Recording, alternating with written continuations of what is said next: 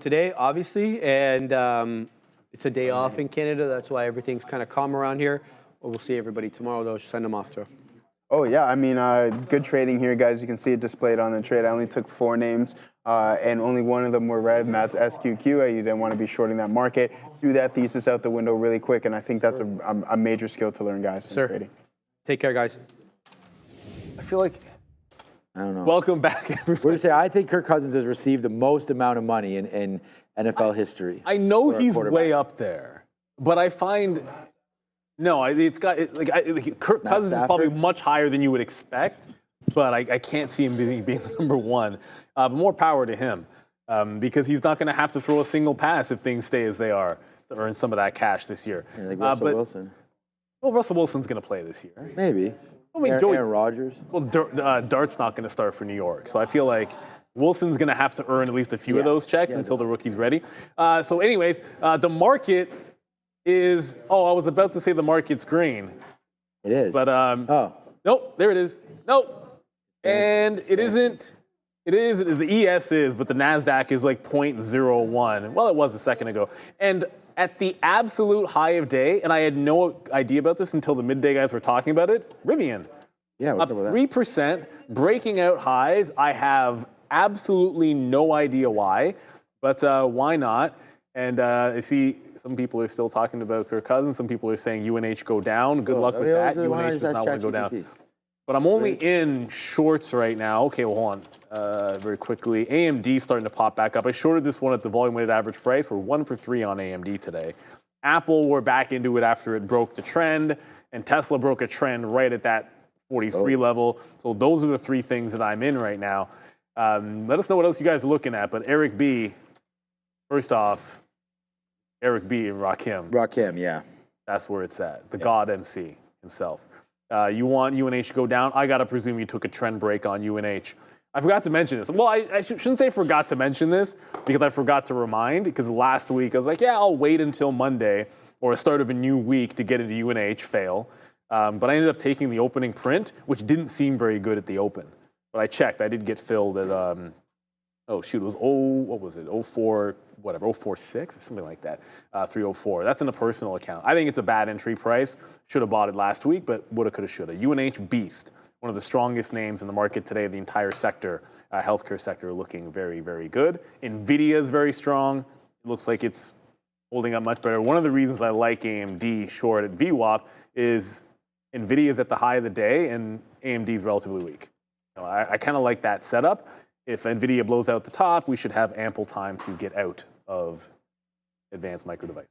We're $2 in the money on Tesla. We just had that discussion there with Joe, and he was making money on the long. We're making money on the short.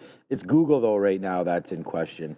Possibly going to be coming out soon. We've been reloading this short many times, but it hasn't fallen in. I mean, we had a great trade there as it came back into the 60s. Other than that, though, my last little reload, we're getting out of this thing when it breaks 166. We're going to give it up to 166.10. So we'll lose 30 cents on this back trade here if it does wind up going to the top side. So, the quarterback, I should have known this, is Aaron Rodgers. It's not even close. $382 million so far. Second is Stafford, which is my guy over close. there. That's close for that, sorry. Stafford and Rodgers. 381 versus 364. Stafford could get him then, couldn't he? Yeah, Stafford's a couple years younger. Aaron Rodgers probably only has one more contract. If at most. And then after that's Brady, 320. Well, obviously. And then they're all together. Matt Ryan, Russell Wilson, Kirk Cousins. Ryan. But, it just goes to show, Kirk Cousins. Drew Brees, but. I mean, Russell Wilson's got a ring. Is Drew Brees retired? Yeah, Drew Brees retired. Officially retired.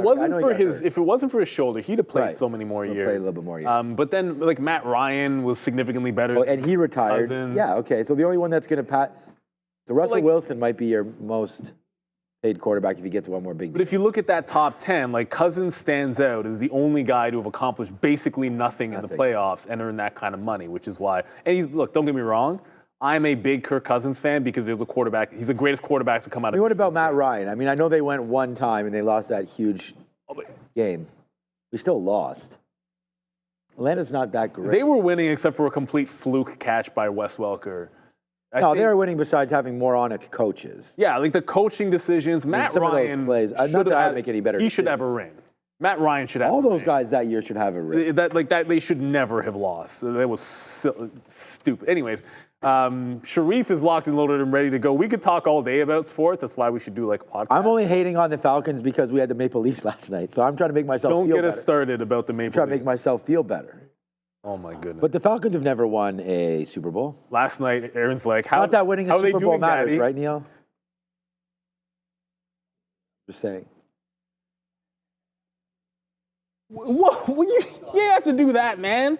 Come on, son. I mean, this is mine, first That of is all. unnecessary. So what's up to That's Josh? a low blow. Nobody. You can still be we got good positive. You can vibes. still have, yeah, exactly. The Leafs just lost. Top of It's a it. tough blow. It's a tough blow after the Leafs lost to already be The hell, bringing Connor up the Brown. Buffalo Bills 0-4. So I'm trying to make us feel, it's not making you feel better, but at least we've been there. Like, and I'll give that up. I would rather go there over and over again and lose than not get Yeah, to the that's Super for Bowl. But I think the Bills are going every single year. And I The think problem with Toronto is we already have the most expensive playoff tickets, like out of the 6 teams left or the 8 teams left there. So So bad. it's like everyone pays all this money to go see Game 5 and Game 7, and it's just like, man. if I had been, oh my God, whatever. All right. I Oh was- man, look, Josh Brown's losing his clothing over here. This thing is falling apart, boy. Right here, roughing the passer. He shrugs it off. All right. You can't. All right, Sharif. Beast. From one fan of a team that has many, many rings. Sorry about that, Neil. To another fan of a team that has many, many rings and happened to beat Neil's team many, many times. Not recently. You got, Let's go see what Sharif's talking about. wow, all these strays for the. Oh boy. All right, guys, welcome to the Afternoon Rundown, the show where you decide what we talk about every afternoon. The big boys are in a joking mood. They're locked, they're loaded, and they're ready to look at the tickers as decided by you. But the only way to get those tickers up there is to join Joseph and I on the midday show and get into that chat and vote for your favorite tickers every day. But you've got to be a subscriber in order to engage with us and even chat with anybody in the chat. So make sure you're liking, subscribing, and sharing. Here's a look at all 4 major averages.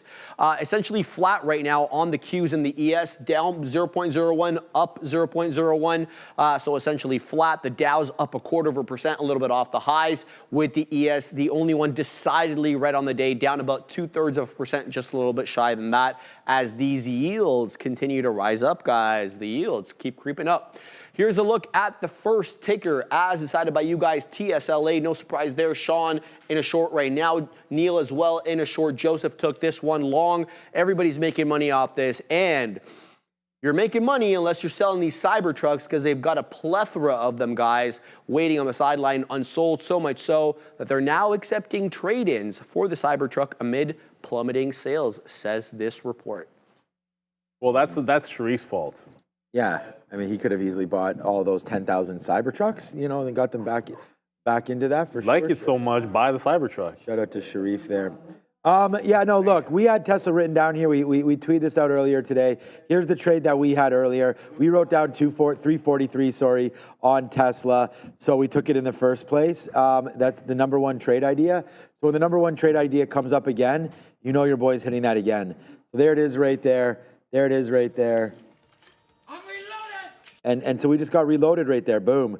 So that trade was $5. Whoa. This trade right here is now $3, and we're looking for a little bit more, right, back in here and even a little bit lower. I am still short on Google, but yeah, I just, are we gonna hold this? I'm gonna get a piece out right now at 340 just in case. There you go, well, push the bid and get filled. So we'll take another fill out here just in case this does stop. Last time it was down here, it did pop back up $1. But we want to let this work down for the downside play there. Look, I mean, trouble's a little bit abound here when we hear that story that they're having some troubles selling some of those Cybertrucks. So that's not going to be a good little take right there. But, you know, at the end of the day, the market's going to have to pull back, and that's what it's doing, and that's helping out Tesla. I really think this wanted to turn green, 100%. Like, it's just, I should have shorted the futures in hindsight, but, you know, the market also helping its move back down again for the Nasdaq. So now we're starting to turn red over here. I can see the, you know, Tesla again. We have our ear to the ground, but anything outside of a Chinese deal here, I'm not sure that really moves the needle for Tesla. So, you know, anything announced with Canada is probably not going to matter that much. But China, nice downside play there until we get a deal. I like Tesla now that we're underneath 350. We showed you that 350 rejection. We actually had this bid. We actually took that long right there when it broke and we were able to get, I think, $1.80 or something was the highest, and then it just fell down, and we lost pretty badly on that only to make money once it finally found a base. But yeah, since you've turned around from 350, I think it's a pretty easy day to say we like the short. I like the short, and probably all of us, you're short right now. So that we all like the short in Tesla, and I just think it makes sense. Unless it holds VWAP right here. Yeah, hey, look, tomorrow, someone in the midday, Neil, said that, hey, what about if Tesla, what was it, 400, right? Yeah. And Joe, and I think Sharif said maybe by the end of this week. So. That's not, no, but it's not impossible. It's not, It's, you get good reports. No, yeah, someone was asking, but you had said that it's possible or whatever. I think it's possible. We had a 20% up day or something there when we gapped from 300 to close at 330. So that would be another $30 added onto this, and you're not that far away. But again, it's going to have to come with either Elon and Doge or something dramatic happening with Tesla, and it's probably a Chinese deal. So I would just wait on that, and for now I'm cheering Google short, but I think VWAP is coming in. But just one note on Tesla. But you got to come back to me before Sharif. Okay, well, yeah, we'll come back. Just Tesla, the 350 top, I still feel as if we're in that range so long as 330, it's like 332. So this higher, like this close here, if you go back to the 13th, I think that's where we can get to. It wasn't super clean on the 15-minute in terms of the mean reversion trade when it got to 343 the first time. Like that's an insane wick, which you're chasing all the way down here. But the curl here was a little bit better on the 15 the second time through. That's why I'm in it to VWAP and try to hold into the volume weighted average price and then let it trail as, yeah, the market's starting to come down. But yeah, from a positive standpoint, as long as we hold 330 this week, you're in a consolidation off the top. And if we hold this consolidation, a breakout would be next. I just think rather than break into 400 by the end of the week, you're retesting 330, and if that loses, you're probably at least retesting the 320 level. I'm not saying we don't get to 400.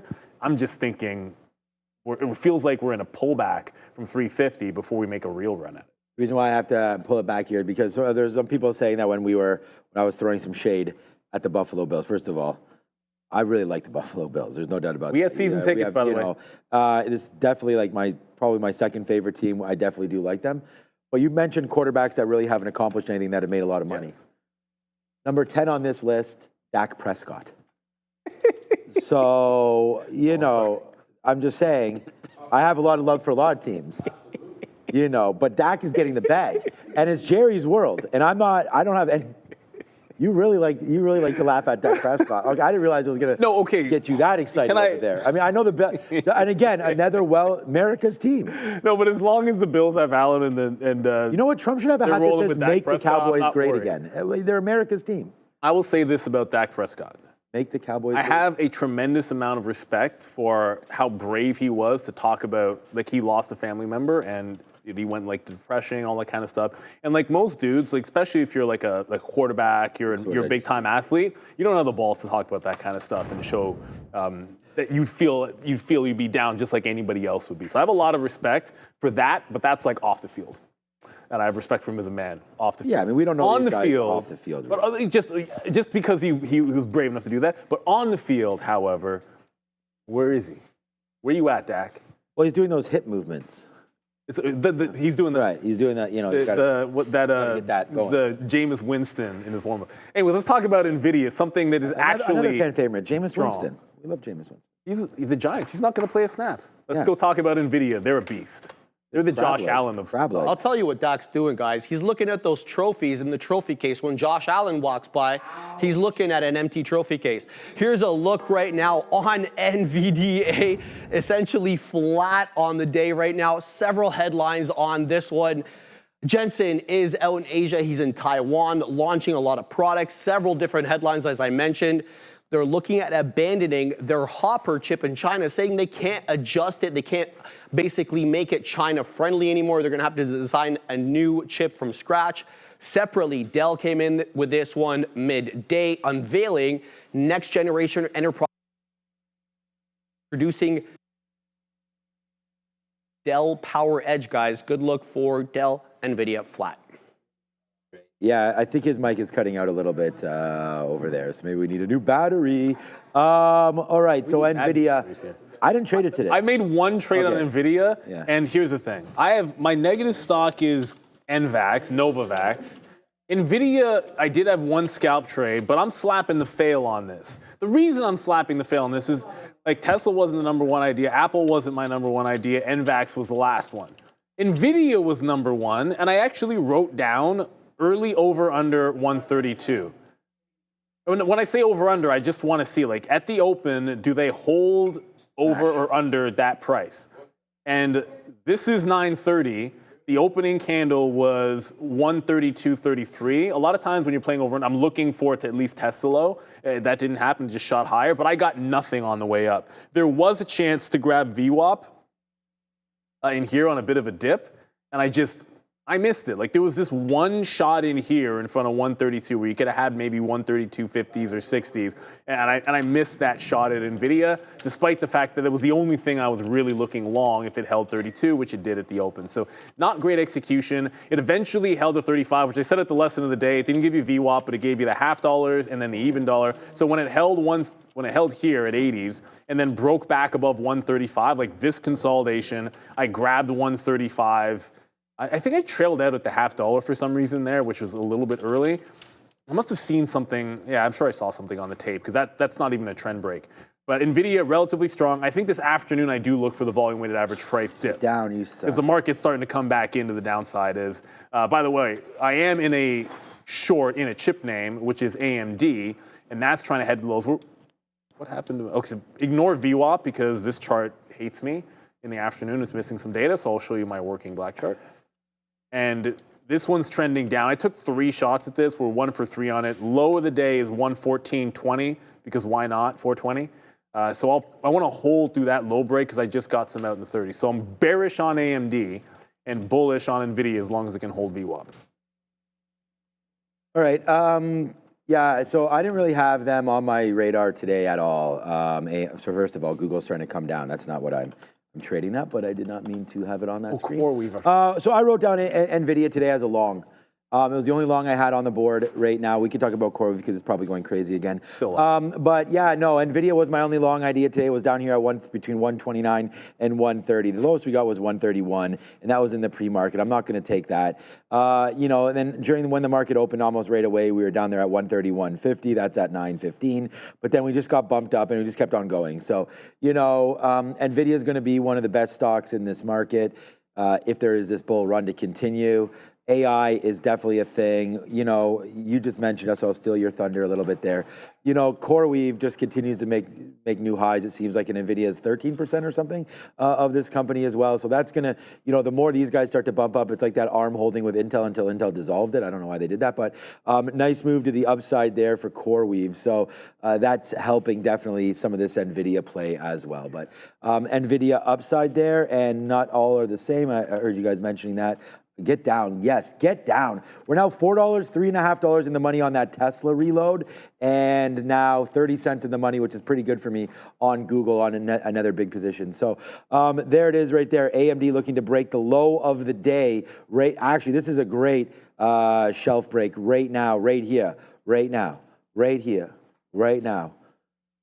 Oh, man. What was in my salad this afternoon? But right there, breaking through 114, a nice little move. But it was just about the downside play, right? NVIDIA's basically at the highs of the day. Don't at me with that. But NVIDIA and AMD completely opposite. And I think NVIDIA's getting some of that CoreWeave bump. So what goes bump in the night? Not Google. It goes down, and it's starting to go down even more now. All right, UNH, man. UNH saving the Dow today, possibly. Feels like it like that, guys. Right now, up 6.87%. Good look, good day for UNH, but obviously you have to zoom out to get the full picture there. It's been selling off aggressively. Donald Trump's executive order last week to drop drug prices certainly did not help the matter, looking at going after PBMs as well. True Securities, though, kind of giving them a bit of a buoy today, reiterating their buy on UnitedHealth, but obviously dropping that price target down to reflect the current realities, dropping that bad boy to 360, guys. Still a nice upside from where it's currently trading, 311.5. Yeah, I think, look, when people use a term like relief rally, dead cat bounce, like whatever term you want to give it, just think of it as that. Some people are going to tell you that this is a tremendous value. Others are going to say, oh, it just fell too far too fast. I think both of those things can be true at the same time. Just whatever you're doing with this, know what your time frame is. Like for myself, like I don't want to be in. So I bought some today in the PA. And admittedly, I could have had a better price. I thought I was being patient with it, but I don't want to necessarily be in it forever.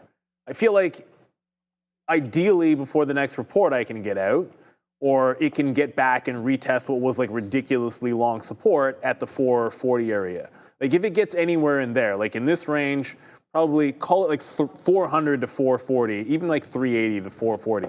Anywhere in that range, if it turned around, I'd be very, very happy with a short-term swing on UNH. And ultimately, for the day traders out there, this should have been a long. We talk about, like when you look at the compression pattern on this. Now, I wasn't looking at UNH today, admittedly. Like the only time I checked UNH was to see if I got filled this morning. But how often do you see, like this is right when we came off air. Well, when we came off and you guys were talking got the midday on there. Look at the wedge, the clean wedge. Very, very clean. And look at the break of the wedge. It never even tries to retest lower. Like you could have this at 303.30 or 40 or whatever that is, and the bottom of the wedge here is like 302. This is a stock that you know can move $10 to $15. They gave you a technical trade with $1 worth of risk, maybe $1.30 or 40 or something like that, and then look at it absolutely fly. For this afternoon, I'm not going to touch it because I'd probably have tried to go short off that high. And this is like the strongest stock in the market right now, so maybe that's not the one that you want to fade. Like if you're bearish this afternoon, I'm not entirely certain this is the place to go, like because there's so many other places that you can be looking short that are not UNH. So yeah, relief rally in tow, and as long as it holds this trend, I think you stick with looking for long setups, as it seems like it wants to continue to roll higher. Like a close here, where we're at right now, is breaking out above that last gap down, which is fantastic technically. Like if you close above 309, like that's great for UNH. Right.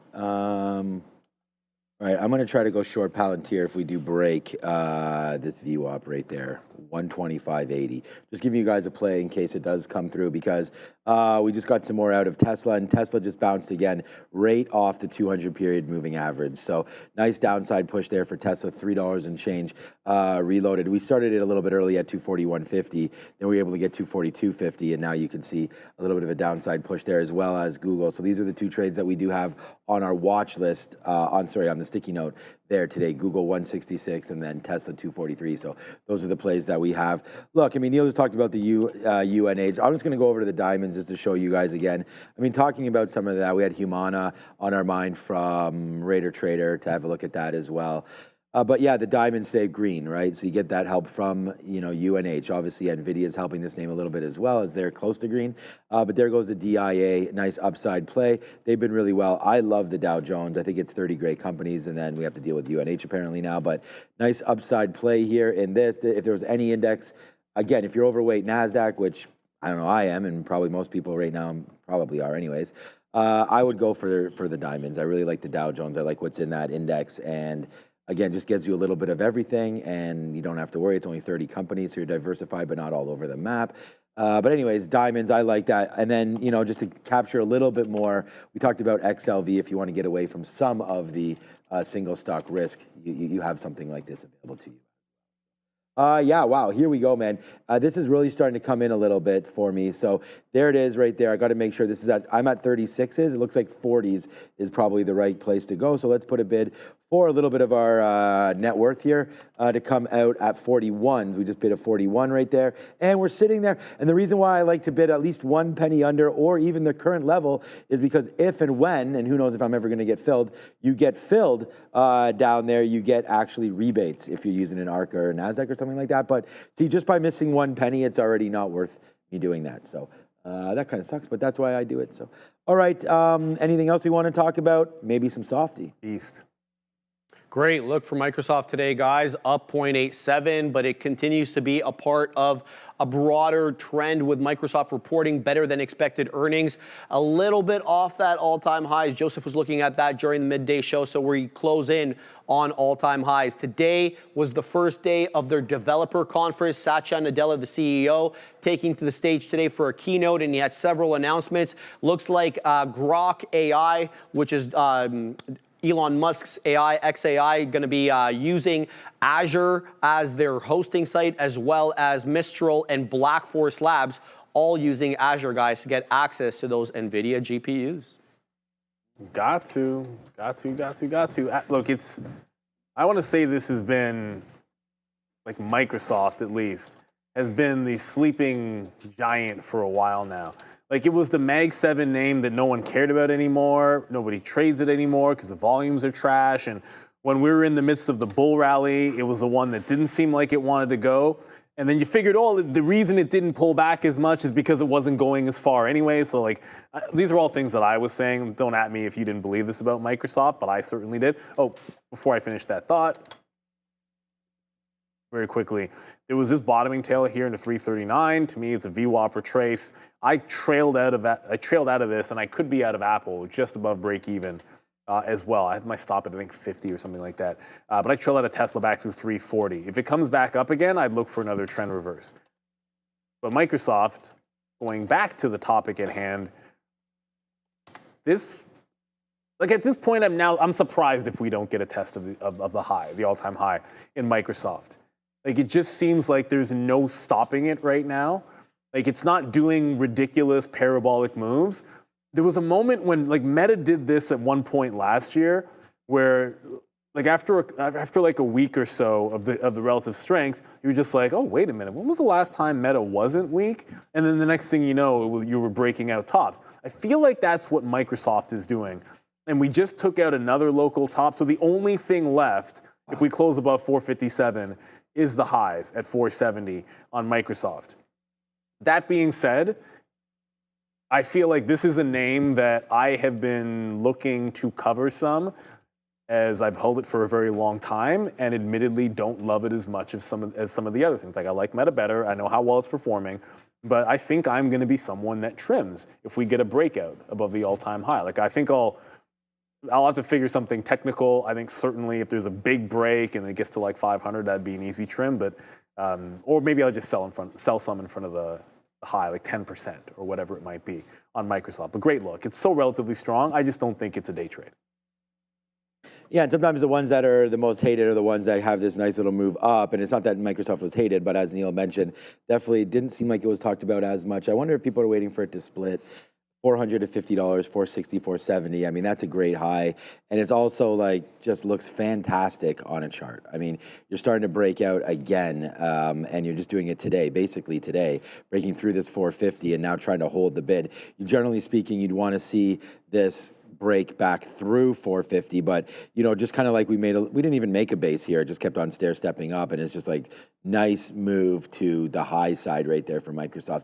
But remember, you have these like a few outsized days here where the moves were quite large, right? And so if something were to go wrong, again, Azure's kind of leading the way right now for the cloud, so that continues to make moves for them.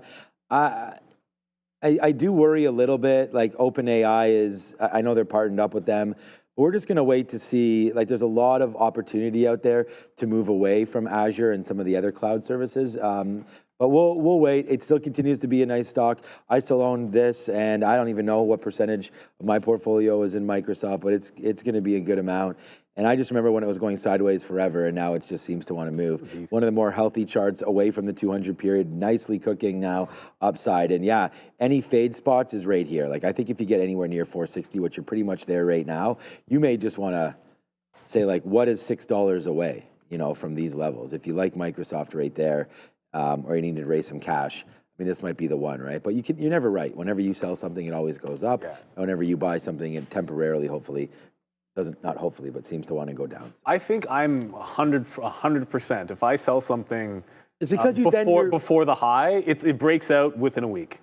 But that's the thing, and then because we're looking at it, You know, generally speaking, right? It's like most stocks, you'll just sell it, you'll forget about it or whatever. But because it's fresh in your mind, you're looking back and say, what did I do just on Hood or on Tesla? And you're like, oh no, it's higher or lower. But sometimes you got to look back in a couple months and see where that's at. So how about we look forward to a couple of months when we're making all-time highs in BTC? I like that, Neil. Touched $107,000 last night, rejecting that level separately. IBIT working its way into that $60 area, up 0.75%. Couple of reasons for that. Jamie Dimon, CEO of JP Morgan, acknowledged the banks at the bank's investor day starting today that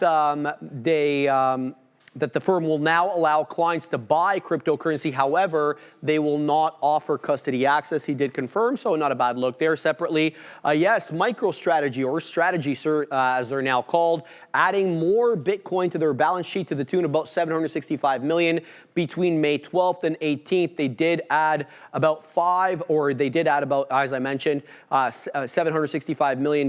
They're holding, guys, about 576, 230 Bitcoin. Not a bad look there. That's 2.7% of the 21 million coin supply. It's impressive, and but like from a technical standpoint, like if you were waiting for 109, as far as I'm concerned, it's technically mission accomplished. Like you already held. So, you know, for anybody, it didn't look great when you were buying in front of the first support level. If you were holding, if you're scalping, it was fine. But as a holder, you waited for it to get back underneath 80, and when it did, you got that high 70s look. I'm not someone that sells in front of this, but I said before, if you're a swing trader and you were buying underneath 80,000, like why wouldn't you trim something and look for a hopeful dip back into like 92, 93? Like I think if we fail the all-time high or test the all-time high and pull back, I'm looking for this to give us another shot to just play the same levels on BTC. Like it's a 91, 92 buy, and it's a 70s, mid 70s are where it's been very good. And if we break out the high, I think it establishes a new range. It's gotten very technically simple to a certain extent on the daily chart for BTC. I don't know why I wasn't looking at, whatever. I wasn't looking at this for a long today. Oh no, that's not true. I was looking for 101. It just never went down. That's what it was. I was waiting for one. I wanted to dip into 100, but like a lot of dip buys on the strong stocks, they didn't give you the dip today. No, for me, for crypto, pretty simple, man. I bought last. I woke up to some filled orders. So, 103. So I just bid 103.01. I can show you my statement here today. So I bought a little bit more. I think it was $2 or $3 grand more in and around here of 103. So 103, $103,001. Right there today. So we got filled on that order. Now we wait for a little bit of an upset. I'm not trying to scalp this out. Like I said, every kind of move down, I'm trying to buy. I was just playing around with some orders last night there, just thinking, hey, wouldn't mind getting some long crypto. I did see last night the market was starting to head downside, so I thought, maybe we would take an opportunity for that. So we did that and got filled. It did go as low as 102. I think if you are nervous for Bitcoin, I don't think there's anything wrong with being, jittery on any position, of anything, gold, Bitcoin, anything that you've recently bought, you should always think about, like, what if it goes wrong? And like I said, I'm not married to the position here on Bitcoin, but if you were loaded into it and you were like, okay, this is going to hurt if we lose 10% or whatever. I mean, first of all, this 100,800 right here looks like it may want to hold. You had some gathering there, then it spiked down in, bounced back nicely, didn't even get there again, $1,000 less, and then we shoot up and make those highs, and then we start to hold a little bit better. So we keep on getting a little higher lows here as we go on Bitcoin. This is just a 30-minute chart. We can look at any chart we want. But these highs, I feel like we could get broken again, but we didn't take out that 106. We actually stopped this morning at about 105.5. So we'd like to get above that 106 again. And then if you wanted to scalp out 4 or 5% off of those lows, you can do that once we get back up here. But I think we can go for a run. So I like Bitcoin. If I'm not buying today and I think it's going up, then I have a better price today than I do tomorrow. So I'm just going to buy some now and not worry about it. It's one of those things where even if it goes down, like when I bought at 88 and then again at 84 or whatever it was, I wasn't worried about it. So I'm not going to be worried today. Many more things to worry about than your crypto positions, that's for sure. But yeah, I really like Bitcoin, and we can always look back quickly, and we'll just do this just real quick, and then we'll just go on to main topics here. I'm going to refresh this.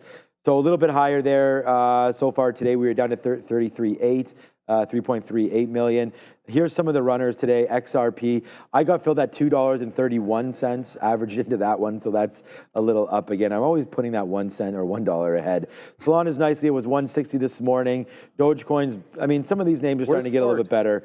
I don't look up Fartcoin ever, but I'll leave that for Michael Nas. But well, I don't either. That's the only opportunity to see where it is if we check it here. I was looking for Trump coin because that was actually moving around. Yeah. I don't know what the market cap is. I assume it's nowhere near up here, but yeah, Trump coin was moving around here. Maybe I'll just type it in here.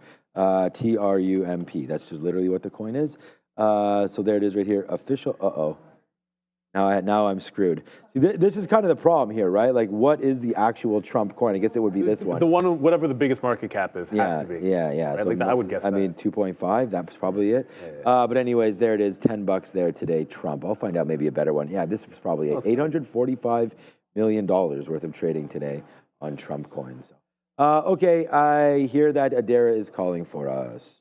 Just mentioning Trump coin, I want to talk about this pretty interesting headline. I mentioned it a while ago, but we haven't really discussed it since. Basically, Donald Trump is hosting at this Virginia Golf Club just outside of Washington, D.C., a dinner for the top 220 holders of Trump coin. This is going to happen on May 22nd, so that is on Thursday. What's interesting here is based on some analysis here, these holders are likely mostly not based in the U.S. In fact, Bloomberg did an analysis of the top 25 wallets holding Trump coin. 19 of them are almost certainly not operated by people who are residing in the U.S. So interesting stuff here. That's going to take place on May 22nd. It will potentially provide us with a bit of a window as to who is actually involved in Trump coin. Because the Trump coin mentioned, I thought it is worth noting here, after Trump's crypto dinner earlier this month, we're now having a Trump coin holder specific dinner.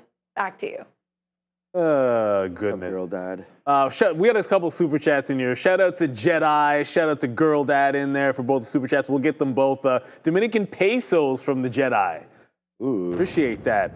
I got my one and only concussion in the Dominican Republic, and I wasn't playing sports.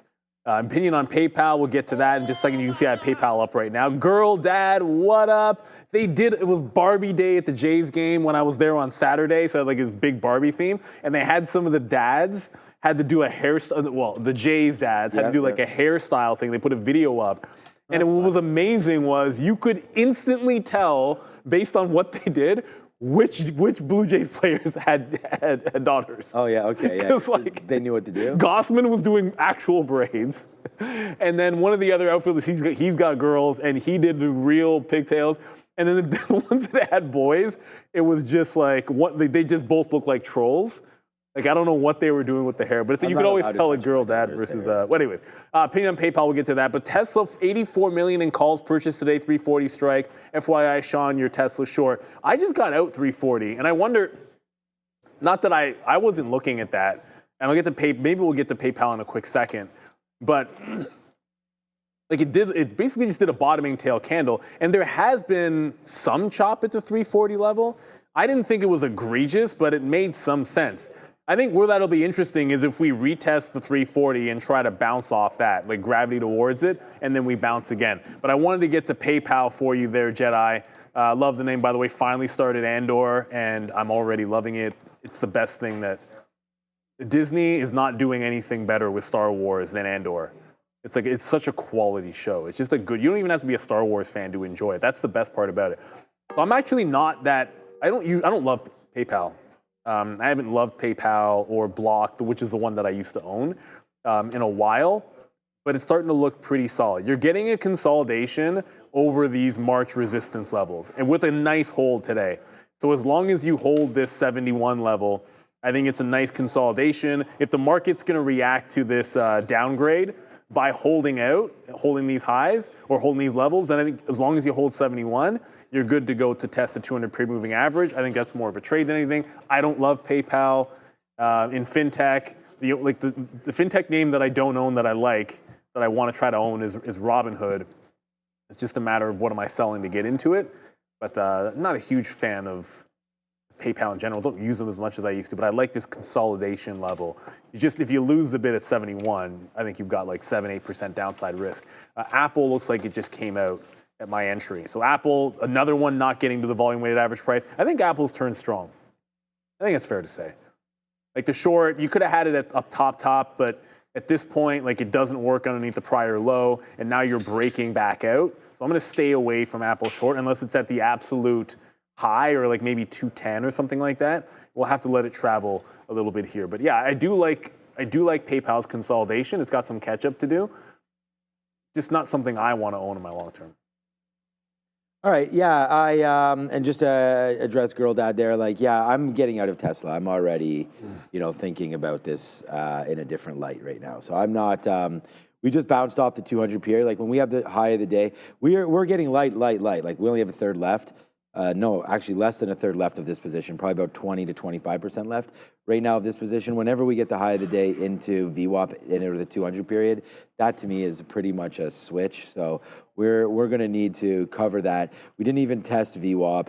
It is looking strong. I mean, look, if the market fades, then Tesla, will hit down just because of what it's doing. I don't think it's strong enough today to actually go against the market too much, but it is weaker than the market, but definitely not trying to ignore that. Sure, this bottom of 338 looks great. And we hadn't been there at all today. So that was a nice move. I mean, we were there early, and then once we broke through there, that's it. So as far as the bottom is concerned, 100% agree. Like if we were talking about, if I had to make my sticky note like right now for tomorrow, it would have 338 long, 337 long on Tesla. But for right here, right now, we'll just hold it. Our stop is going to be upside. We don't have any problems with that. If we get stopped out, it'll be on a 340.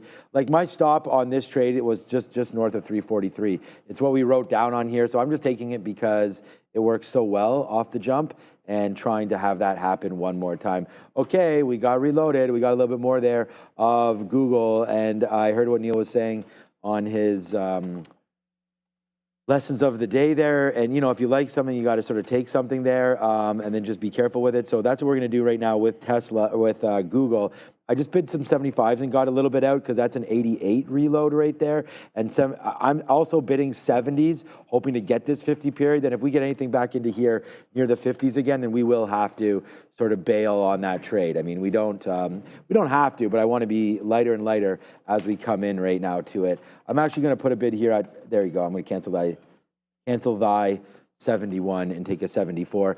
We did get that 41 that came back in there. Thankfully, that's the 200 period, but we are well aware that this is blasting back and forth. A very, very weird day today. Rivian's pushing. Yeah, Rivian's pushing. Big Bear AI was pushing here as well. Big Bear AI up 1%. So we like that name, but I'm still stuck north of $4 on it. So again, another name that I like, a 20% short float, a name that has traded well off of earnings, although they didn't have much earnings.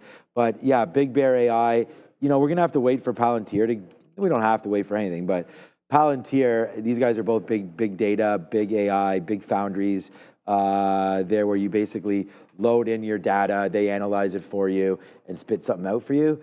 That fire. Yeah, they spit hopefully hot fire, and then you can adjust your. But I'm not a rapper. Yeah, exactly. But yeah, if you are a rapper, I don't know if you need to employ a Palantir, but if you did do that, they would maybe tell you what markets you're hot in, what clubs to play at, so on and so forth. So this is where AI is pretty hot right now, and I really like BBAI for that reason. But again, this is just a wee one that we're gonna have to, as per usual, as per everything, it seems like these days, wait for it to come through and just have a better market right now. We just saw Klarna get shelved a little bit there, but we did have, what we had, I'm getting out of some. What was it called Google, again? By the way.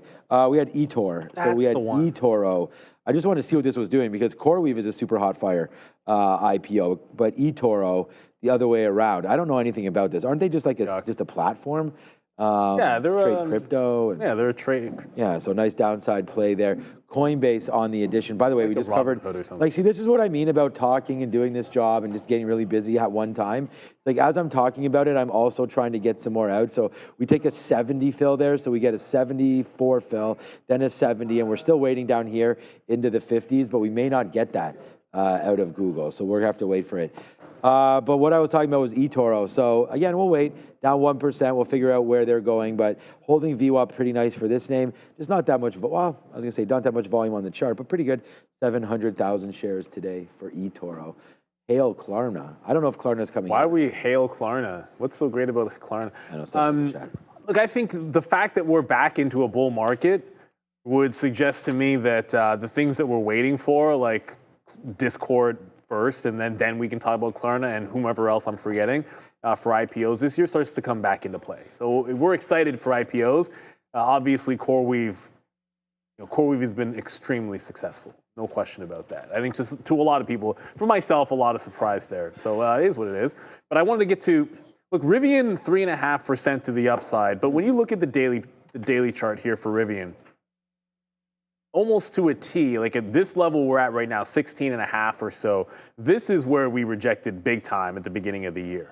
And then go all the way back to August of last year. Like, you've got a W pattern here, so there's a big resistance level. Doesn't mean you can't get through it, but as a day trade, the first time you get to it, I start thinking about a reversion. And this would be a day-long trend from open, connecting to 1130, connecting to this other dip on the 15-minute. Look how cleanly it's held that trend. If we close a 15-minute bar this afternoon underneath that trend, I'm going to take a shot somewhere at a short. Just look for an entry after that. So I'm leaving this up there on Rivian, but if it doesn't show up on the 15-minute for a trade, then I don't want the short. I'd rather take something that's broken the trend clean and have it off the high than try to fight this one absolutely blasting to the upside. So good for Rivian. It's been amazing. And I answered in the chat it was like, for your dislike for PayPal, is it lack of mode or something else? I don't own it, but use it instead of registering on every site I visit and buy. It's probably not fair to say that I hate it. I just like other fintech better. I don't really use them that much. I just think, I don't like them enough to have a strong opinion. That's a better way to have said it. But I do like some of the technicals that they have going on for the consolidation that it's in. But I can't really say that I can't say I hate them. I hated Square for a while when it was underperforming because I owned Square. Right. And I can't say I hated PayPal. If it came off that way, that wasn't fair. So I'm looking at Rivian for this trend break. Looks like we have a chance for it to do that. 100%. Tesla and Rivian both up. Lucid down. Why? Cena says. I don't think a stock like Lucid needs to have a reason to be down. But when it's 5% down into a relief day, you have my curiosity as well, because I'm not sure either. Is it technical? Did we just lose the 200 period moving average here? And it's just a rejection of a resistance? If I couldn't find a story, I just start thinking that this level here, the 200 period moving average, can be like a resistance spot and look for it to dip back in. Lucid seems like it's like a buy at $2 and everything else, leave it alone, because it's just not very strong. All right, yeah, good questions there on the chat. Thanks for all that. I don't know, there's Polestar, there's Lucid, there's Fisker, Bankrupt, there's a couple other names out there as well. We're getting some more out on Google as it's coming back down. And then Tesla, we just take a 340, so we're doing that. We're doing it live. All right, so iBit right now. Come on, Tesla. Just bring it on down, man. Tesla will actually, so by far, I only have a couple positive, I only trade a couple names. We actually lost on Apple today. It's so crazy because we, short right here, and we got stopped out there against 209. So tried to go short 209 right there and got stopped out. It does go as high as 209.50. I just didn't have the 209.50 like locked in there. So, looking back at it, like 209 was already high enough. It was already broken through the day's high. And we didn't really have anything for me to work on 209. I mean, all the way up here is 209.75, like going back to some past numbers. So when I'm trying to get in and out of some of these plays, I have to have a reason or else I'll just get carried away. Like, I'll just short it all the way up. And then next thing you know, you're down a couple grand or a grand or 500 or doesn't matter the number. But you're down and you're like, what have I done, right? So in and out really there quickly on Apple, which kind of sucks because it didn't even really, this is another number here, the 200 period moving average on a 5-minute chart, but it didn't even get up there. But again, that was like that 209, 210 area. So what we had written down initially on here was 210 short. If I had written 209 short, I probably would have stuck with it, but that's because I would have seen the reason why I wrote it down. And I wrote down 210, which is right here. So Apple got a little carried away from me. I'm going to slap a fail on that. We should have never had been in Apple. Never have I ever. But there it is right there. A nice move down. We just took a 50-something fill there on Google. I just took another 65 as it went back up. So another 55 fill. This is what happens when I sit in front of a chart and watch it. Like when I actually leave and go for walks, you can clearly see when that happens because I don't have any action. Then I come back and I sit down and it's just like multiple outs. But sometimes you need those outs because if you don't take them, then you watch what happens right here as the market starts to climb back. Same thing just now with Tesla. If we don't bid down there, then you don't get that fill. So sometimes you got to be very, very specific on your actions and where you're looking. So that would be a good one. Ooh, Nikkei planning on launching a, let's say, pilot fusion? I don't even know what That's that means. what I heard. So just Japan, start talking more about power needs here. So SMR, which was down like 6 or 7% at one point today, battling all the way back up. Wow. This is new scale, has been real hot fire, man. Great levels all the way to 25. Watch out for a 25 break on new scale if this news means anything. But That's good. Oh, yeah, we were like, it's I'm a huge assuming move. SMR is also going. This is SMR. Oh, sorry. Yeah, new scale is SMR. No, Oh, so on your chart, on the program thing, right it here. cuts off. Oh, yeah, there it is. I'm like, oh, that's not SMR. And Oklo was going earlier today. But yeah, Neil and I both in SM. Why? I don't know why our program monitor cuts off the edges. So whenever I'm looking Well, at it, I can't see everything. Oh, okay. So I should have been looking at your No, I chart. don't want to ever have that right in the, I want to kind of have it open. Anyway. Well, you know what? Win, lose, or draw. And for us, when we were betting on the Leafs, we lost, obviously, here. But we would have lost more if we didn't have the odds that ProfitX gave us. Yeah. Because we got better odds with them. And if you want those top tier odds and total control, ProfitX brings you peer-to-peer picking, open API access for automation, and cost-efficient trading, all in one place. You're day trading your favorite sports, you're making offers, you're matching plays, and you can manage your risk with diverse prediction options. Don't just place picks, you gotta exchange them. ProfitX is a smarter and faster way to play. Use the code TraderTV to get the sign-up offer of 2% cash back up to $300. And do a slow clap for Oklahoma City, OKC.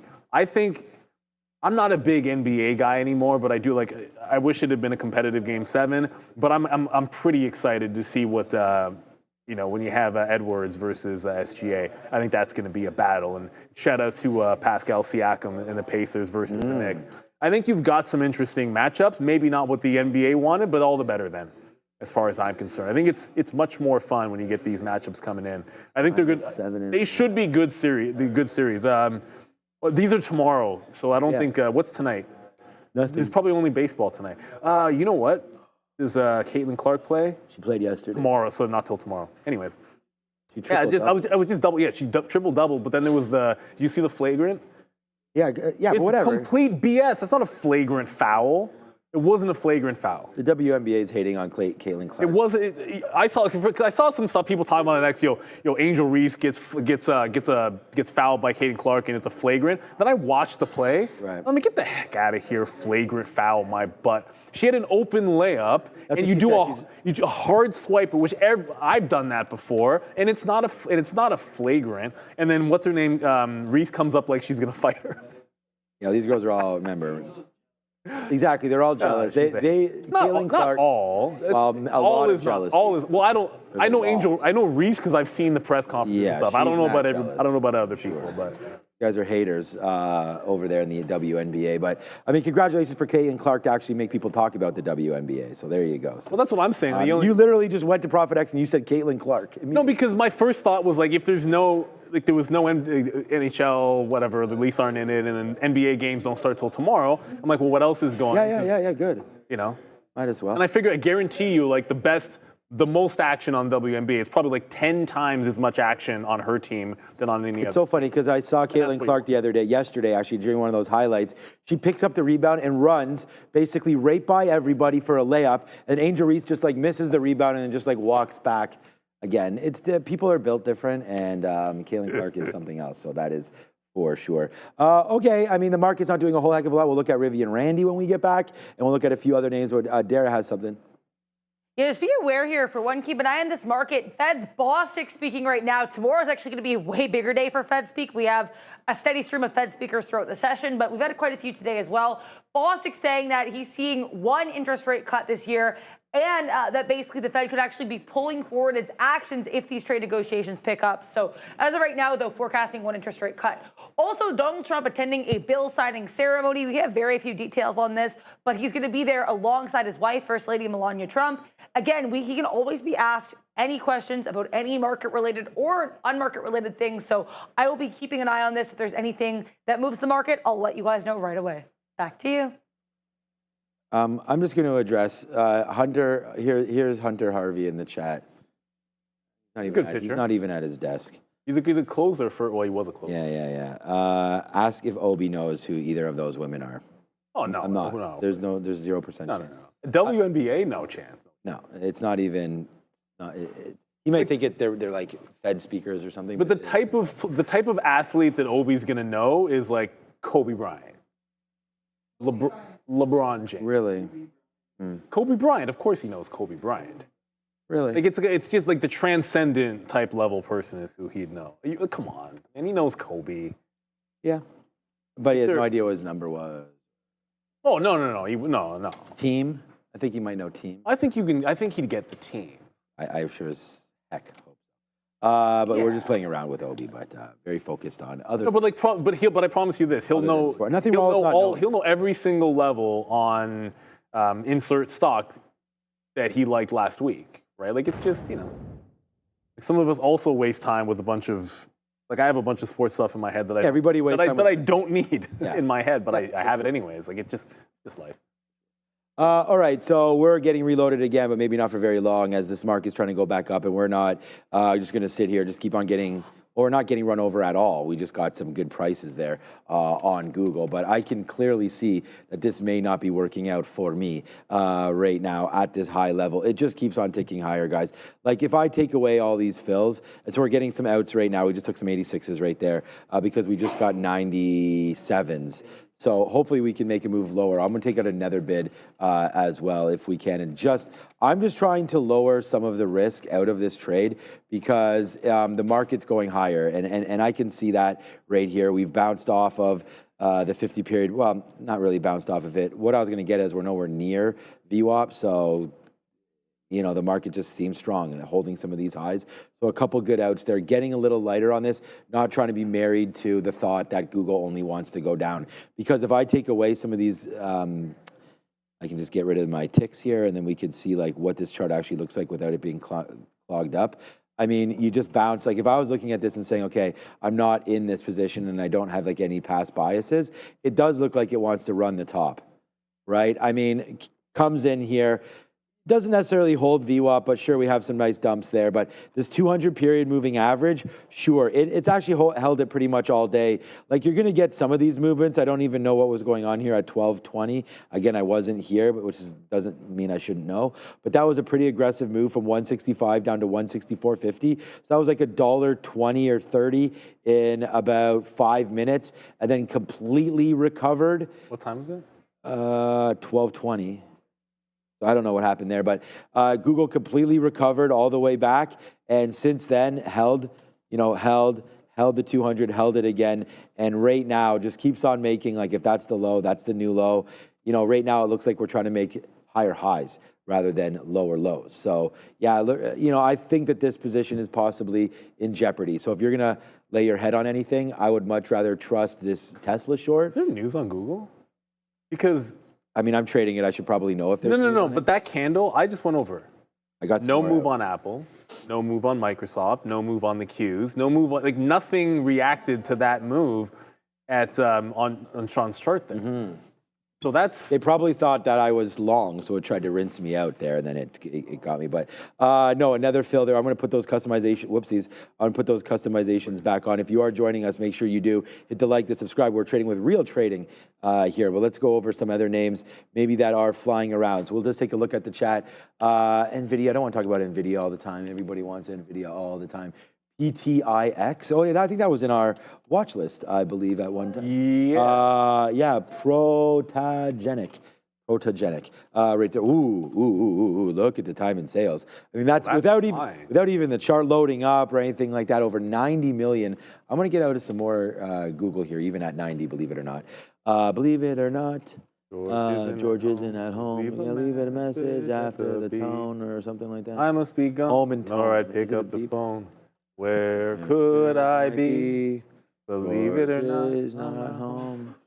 Yeah, something like that. Okay, so PTIX, man, a huge move up. Nice done right there. Look at the 50-period moving average as we enter the hour of power. But that's not, you know, if you're going to be dip buying anything, you're going to have to wait for 12, 1150, 1175 because right now you are starting to blast up here on PTIX. Just a quick little look. I'll throw it back there as we're getting out of some more of these shorts right now because Google, I don't want it to, as Bart Simpson would say, Neil, eat my shorts. PTIX, it will be That's right silly here. Yeah, that is a really silly. I said that the other day to my kids. They're like, what the hell are you even talking about? All right. Investigating whether or not the merger, is fair to shareholders. Okay, so we're going to figure out about some sort of a merger thing. And I clearly clicked on the wrong thing because I was looking for its short float. Right now is the news. We have that already. The short float, Neil, it's only 50%. We have a nice little 50% short float right there on PTIX. So if you're wondering about that, and also that is a hilarious. Is that right? The short float? 470,000 float and it's 50% short. That's what we're seeing right here. I don't. Is that? Come on, that that's cannot not be possible. right. Is that possible? I want to double check that. Who would short something that illiquid?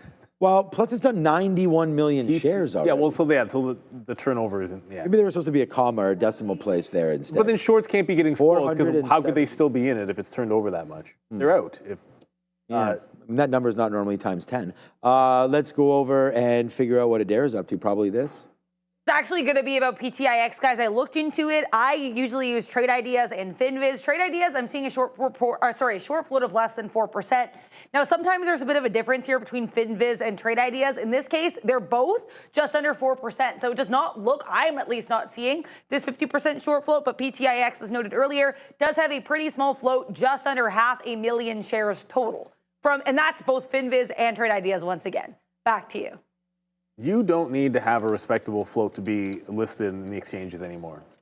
They have to be. I mean, the short float is probably north of 50%. I know we're able to justify it, but with this kind of a move and that many shares outstanding, there has to be a huge short float. Just natural. Someone short this now. But the shorts that were in it before today, to me, they're already out, and new shorts are getting rinsed, and then new shorts again, and because it's done 100 million shares. I didn't even look at the and daily 50 chart. and 500,000 is a float. What does it that do? means you're churning enough that it's new shorts that are starting to get burned and burned and burned and burned and burned. Because that's 100 million on a 50,000 float. 500,000 float. That's insane. I mean, please don't. That's if you guys, HKD-ish. Yeah, if you want to hold the longs into the longs, I guess, into tomorrow or something like that, fine. Do you? But that's risky. That is a risky. Because that could open up tomorrow at $7. And what if they can? What if they can do an offering? Maybe they've already filed and they can drop it on you at any moment. Dude, I would totally offer. If I Oh was my that goodness, company, that's what I'm saying. Any of those companies, they're sitting around. If they've already filed for a shelf, they can. Then it means they can drop it literally now. They could drop it overnight. They could drop it in the morning. Or do they have to file and get the ball rolling? Or they could drop it like it's hot. They could do that too and do it in like a week or so. I did take that Rivian position, as you can see. Whoops, that's the Nasdaq. Ooh. Topping tail candle at Friday's high on the Nasdaq while we're here. And this is why I kind of favor the shorts, like topping tail and a couple of red on the 60 minute. But Rivian broke the trend. So I have my stop, should be at this high. I just realized it was off by a cent because that's actually 40. So in this case, it should just be at 41 there. So yeah, my stop is in on Rivian. I have some bids in front of 20 and then in front of 15, but just looking for the trend reversal on RIVN. It's not an option. Says, are you going to reload the Tesla short? Well, let's let it set back up. Because last time, like I only got into it after it broke the trend on the higher. It was on a 15 where it cleanly broke the trend, and that gave you a consolidative entry off that top. Because to me, this short is the better one. Early on, if you can get it. Sharper uptrend and faster move down. This one's not as good, but you can take it. And so if it comes there a third time, I don't like it more the third time through. That's why I was looking for something new. Because it's making higher lows. Like that's higher low, higher low. At some point, that's just a breakout trade. So if it sets up something really, really clean, like that was a topping tail, break of trend, consolidation, and it was a trend break on the 15-minute as well. It could happen, but you're running out of time. So I'm not married to it on Tesla. I think Rivian with the all-day trend break I do like. So we'll see if that can come back in. I was going to go over to NVIDIA to see if we're I guess, not getting, no test of VWAP on Rivian or on NVIDIA. It's just kind of cruising sideways here, as a matter of fact. So I don't know if we're going to be able to get that. And yeah, there's a lot of these. Someone was saying, this stock did have a move on that Google pullback, or another stock did. Someone said NVIDIA did. It was just a dark pool wick. A dark pool wick that happened to be at the same time of that Google down move. As far as I can tell, that Alphabet at 1220 was just Alphabet. The Qs had a dark pool wick as well, but the only thing that actually moved in that moment was Alphabet. So I think obviously something was going on there. I'm not really sure what it was. So we just got the 22 fill or 21 fill on Rivian. I have one at 16, and I'll probably put one at 11 and see if this can get into VWAP, the all-day trend. There's your consolidation, and now we'll see how far it can drop like it's hot. Cena ALMS, I haven't looked at this. Alumis, the last two little, no shares, no volume. Trend up, 375,000 shares, hard pass. Way too little volume, Cena there. But you mentioned Palantir. Oh, one of the names that we haven't really gone over too much was the quantum names, which were hot this morning. QBTS, the volume's really dying down. Like, look how low the volume's getting. Just what's interesting about this is if you put up just a volume chart, sometimes it'll tell you a bit of a story. Like, look at the hump. It tries to get going later in the day, but then you're getting your lowest volumes getting into power hour. So I always want that to start trending back higher, or at least break the downward trend on volume, and maybe you've got something. And I'd be thinking about the VWAP trade here. I'm 2 for 3 on QBTS, but neither one of those were the big ones would have been trying to get it off the bottom or under VWAP. I love VWAP, and it's good when it reclaims VWAP. But sometimes if you can find a level underneath the volume weighted average price that's above support, like right here at 1250 looks gorgeous because that's pre-market highs. It gives you a clean reversal trade, and then you get the gravity into VWAP, and then you can add to the position. So maybe this is worth putting on the radar if the volume starts picking up here, but we'll stick with these couple of shorts here for now. Yeah, just some of you were asking a little bit about Tesla there. Neil was talking about that first trade. Well, you know, we had that trade. That's the trade that we wrote down. Then we also had another 243 come through then. So that's where my average price is right there. And I just want to let you know, I'm going to try to let the rest ride, but I have been getting some out, and no better time than right now. I mean, I haven't gotten one this low. I got a 50 and I got a 90 there out on the upside. The 90 was only for 50 cents. We're only in right now, just re-entering the dollar club on this trade, but this trade has already come back down into 340 before, so we're happy to watch this and let it continue to go. Google, we're not going to talk about it anymore. I'm not really bidding any out. Hopefully it comes to the downside. I do have more bids at the 70s, and then hopefully we'll go. Google just pretty ugly right here at the top. It's not going down, so not reloading, hoping for a downside push. That's all. If it comes in, it comes in. Let's check out Mara. Marathon here, Marathon Digital.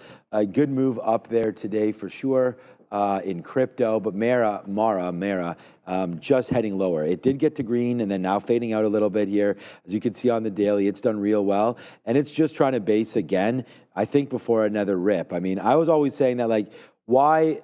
So those of you that own this company would know better than I, and I know with hash rates getting harder and higher, you know, unable to mine as many coins now that you would have before all of these splits and the halves that have happened there for the hash rates. But, you know, if Bitcoin is near the all-time highs, Mara is like nowhere near any of its highs. So I just be careful trying to relate both of them to each other. That's kind of what I've done in the past. And obviously now that I look at it, that's a pretty huge mistake, right? One has not too much else to do with the other.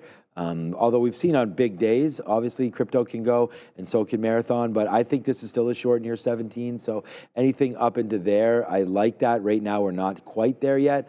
With the high being today, right there, 1640. So that's going to be a good trade. The next trade, like you guys may be saying, okay, what's the next trade? That's what I'm waiting for, and it was getting close. I had this written down right there, 125.80 break, and we actually bounced right off of that level. And it's kind of a good thing we didn't get short, because that's where we were going to get short right there at 230. And we talked about that as it was coming in. It just never broke. So I was thinking short the market, so therefore I like to short on the Palantir trade, but that didn't come in right now, and you're still trying to get up to the upside of the day right now. I'm going to cancel that on Palantir, because if I like the short, I should probably take it right now. We just did have a top little wick there on Palantir with good volume. That could be the profile that we're looking for. Joe calls it a signature. there, and I think that is giving me it there as well. 127 wick high. Just look just to see how much volume that actually. Ugh. Oh, I don't want the morning volume in there. Yeah, so that's one of the highest, despite, since 10 o'clock, we're getting one of the highest bid candles we've seen. That the candle came right there off of that most recent top, came right here as well off of some of, I guess it's this top. We did go a little bit higher, but it did signal. There's the top right there as well on a Wyckoff top. But yeah, nice little move there. Again, look at that volume signature right into there, taking one from my guy, Joe. So I say shout out to him. Give credit where credit's due. But it's again, I've looked for that all the time. It's why I have volume up only on my 1 minute chart. And let me just expand that a little bit more so I can see it and see these kind of trades a little bit better. So there it was, a good little indicator there. Maybe if we get back to 127, there might be something there for that kind of a trade. But all right, if there's any other questions, we got comments. A super chat. We got a super chat, okay. It was from Long This. Nice. Well, hopefully you're long at the open on, well, just about anything. This could be maybe Rivian, I don't know, Tesla, all kinds of stuff was really good off the open. Guys, have you ever had times you just focused on one or two tickers that you got very comfortable trading and not chasing scanners and news? For myself, it happens sometimes, but I find like if I'm looking for like a mean reversion or something at a very key price level, I'm always hunting for things that set up. Like I haven't looked at Rivian, and then all of a sudden when the market was at the high, like Rivian turned into, wow, if you're looking for like a trend break, like that's going to stand out a little bit as an opportunity. So like, yeah, no, I wasn't looking at Rivian, and then all of a sudden it's going to come in there as an opportunity. So I always have like a list of names that I'm watching that are on the radar, and I tend to, if I can do this, unplug this ancient iPad. Like I'll have like a bunch of stocks written down, and then the ones that have like numbers next to them are the ones that interest me on the day in a general sense at the levels that I like. It doesn't mean I'll trade them, and then I whittle that down usually to a list of 4 or 5, but if something that didn't make my morning note all of a sudden at the middle of the day or the end of the day hits the level that I wrote down in the morning, then I'm going to go to it. It's like, oh, that didn't think this would come into play for a reversion or a bounce off that level. So, you have to have your own trading style, but I find I never want to be blind to opportunities that are out there because you don't know what's going to move. Like if 2 seconds from now, and this is just an example because it's the first thing that came to my mind, but it obviously is not going to happen. Like if 2 seconds from now, Roaring Kitty tweets something and GameStop starts doing millions of shares of volume, maybe we jump on over to that. I don't know. Like just because I was trading a couple of things doesn't mean I wouldn't go to that stock. Now that's a bad example because I don't like that as a catalyst because he burned us the last time. Yeah, and I do that every day. So I don't. I actually like that's what sparked the sticky note. It's like I have a couple ideas. Those are the names I want to look at. And even if there is some sort of a news, we'll go over it to show it to you for the show. But that's why I try to tell you the kind of shares and risks that I'm putting into certain ideas versus other ones. So I think it's a very, very smart strategy to do that, especially if you're trading the futures or other things like that, right?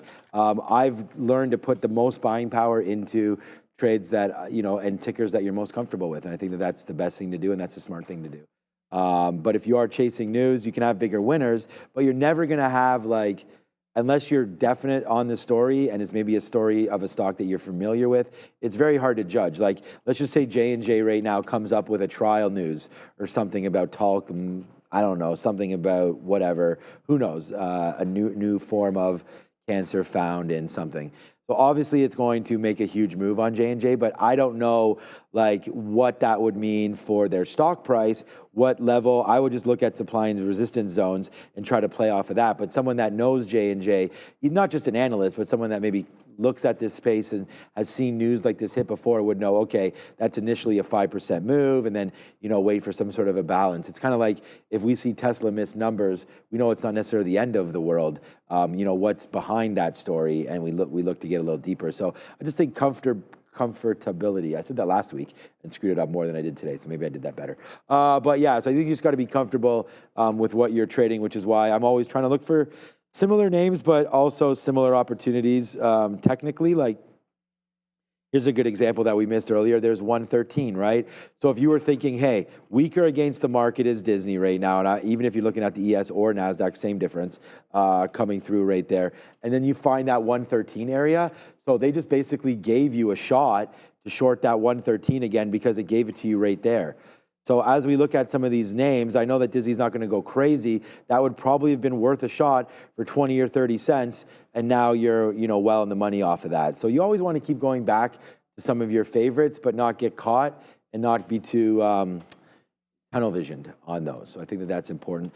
And that's why, I honestly have here a watch list, and so I have something that's procured, my own list, and they will hit on here. So any kind of alert that scans will come from my list. So I have Apple on there, SMCI on there, and they will trigger when certain alerts come because they're in this pre-generated list of mine. That I'm trying to see, I've just added Hood to this list, adding more names on here as Boeing, Texas Instruments. Some of them are not sorted properly, so that doesn't mean they're necessarily. Exactly. Yeah, so sometimes I'll just sort them by stocks that are moving around. Oh, gotcha. So, anyways, I haven't heard. Yeah, no. So ARM's a relatively new addition to this list. I mean, not really, just come in the last year or so. Maybe put some Uber on there. iBit obviously is a relatively new name on there as well. So yeah, just be careful with what you're trading and trade stuff that you're comfortable with, because you can always average up or average down into stock. But you got to know what you're doing, and then you got to up your share size if you're more comfortable with it, and that will only happen with practice. Mentioned Disney. I remembered something on Disney. This is the week for Disney for me, because on the weekly chart, Disney is closing. It closed above the 200 period on the weekly chart for the first time in, I'm not going to pull it. It's in a while. This is 2023, and it obviously hadn't done it. So what's this? That looks like March of 2022. So suffice to say, it's been a while. So it looks like you're going to get that. You got that close before, and all it has to do is hold it this week, and I think it's a nice little entry spot. I sold some in Netflix and wanted to put some of that money maybe back into a shorter term. I don't think it'll be short term. It might even be a longer term play in Disney, but I like it above that 200 period on the weekly chart as long as it can hold this week.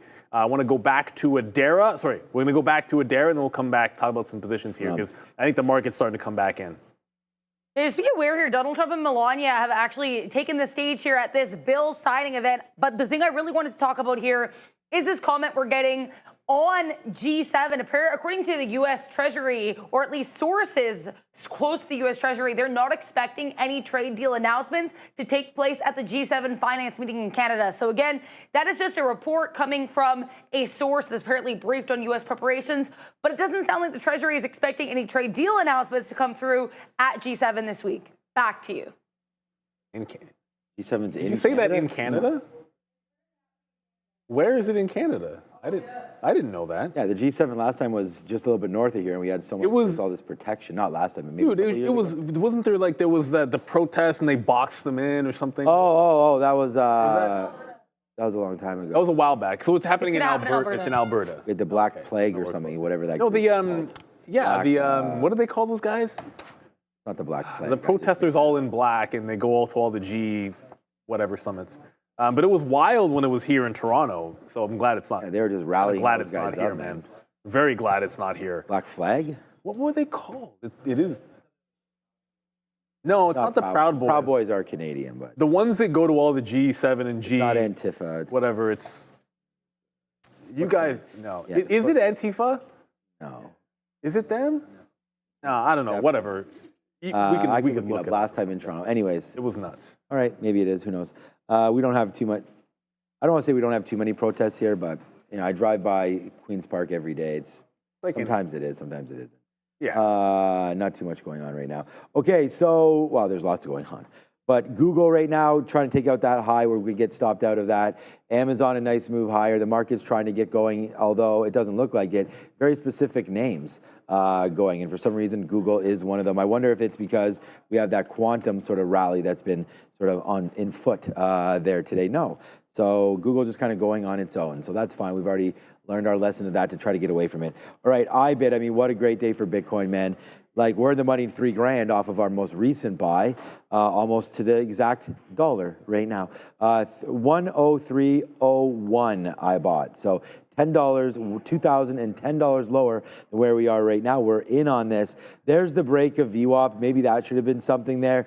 And if you ever want to get aggressive right on something early, and a shout out to Long This, I just don't want to forget what you're writing down here. The follow up to this retired old man. What's up? I hope to be you one day, honestly. That's why I'm trading like this. I'd rather just play these positions, be comfortable in them, understand the moves, so I don't have to sit in front of a computer all day and just kind of put them on and make some plays. So I do like that. Okay, so he's gonna do nothing if tickers don't set up. I mean, that's exactly like just even on here. I'm trying to follow this a little bit better. They don't set up, you don't play them. That is, as a professional, is there ever, I guess, a push to do something? Yeah, every day. I mean, I sit here and I feel a little bit of a push because I'm on the show, so I feel like maybe I need to be into positions a little bit more than maybe I do, which is definitely not the truth. I don't feel forced to do that or anything, but sometimes I do get a little antsy if the market's ripping or something. You do get that FOMO. I think that that's natural to look for something to trade. But again, I do think it's obviously very important to find your scanners, find the stocks that you like, and make sure that if nothing does set up, you don't take anything. Like on here, I have Tesla, the TQs, Google, Apple, and NVIDIA.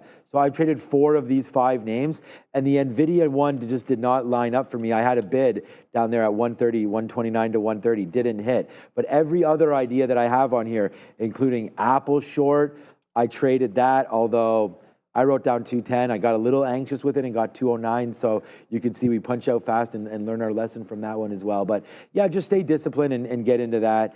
I know you punched into Rivian, so this is maybe a good example there. It's the best example. I had 4 names on my note this morning, and it's more the four that weren't on the note. And look at the types of trades on those 4.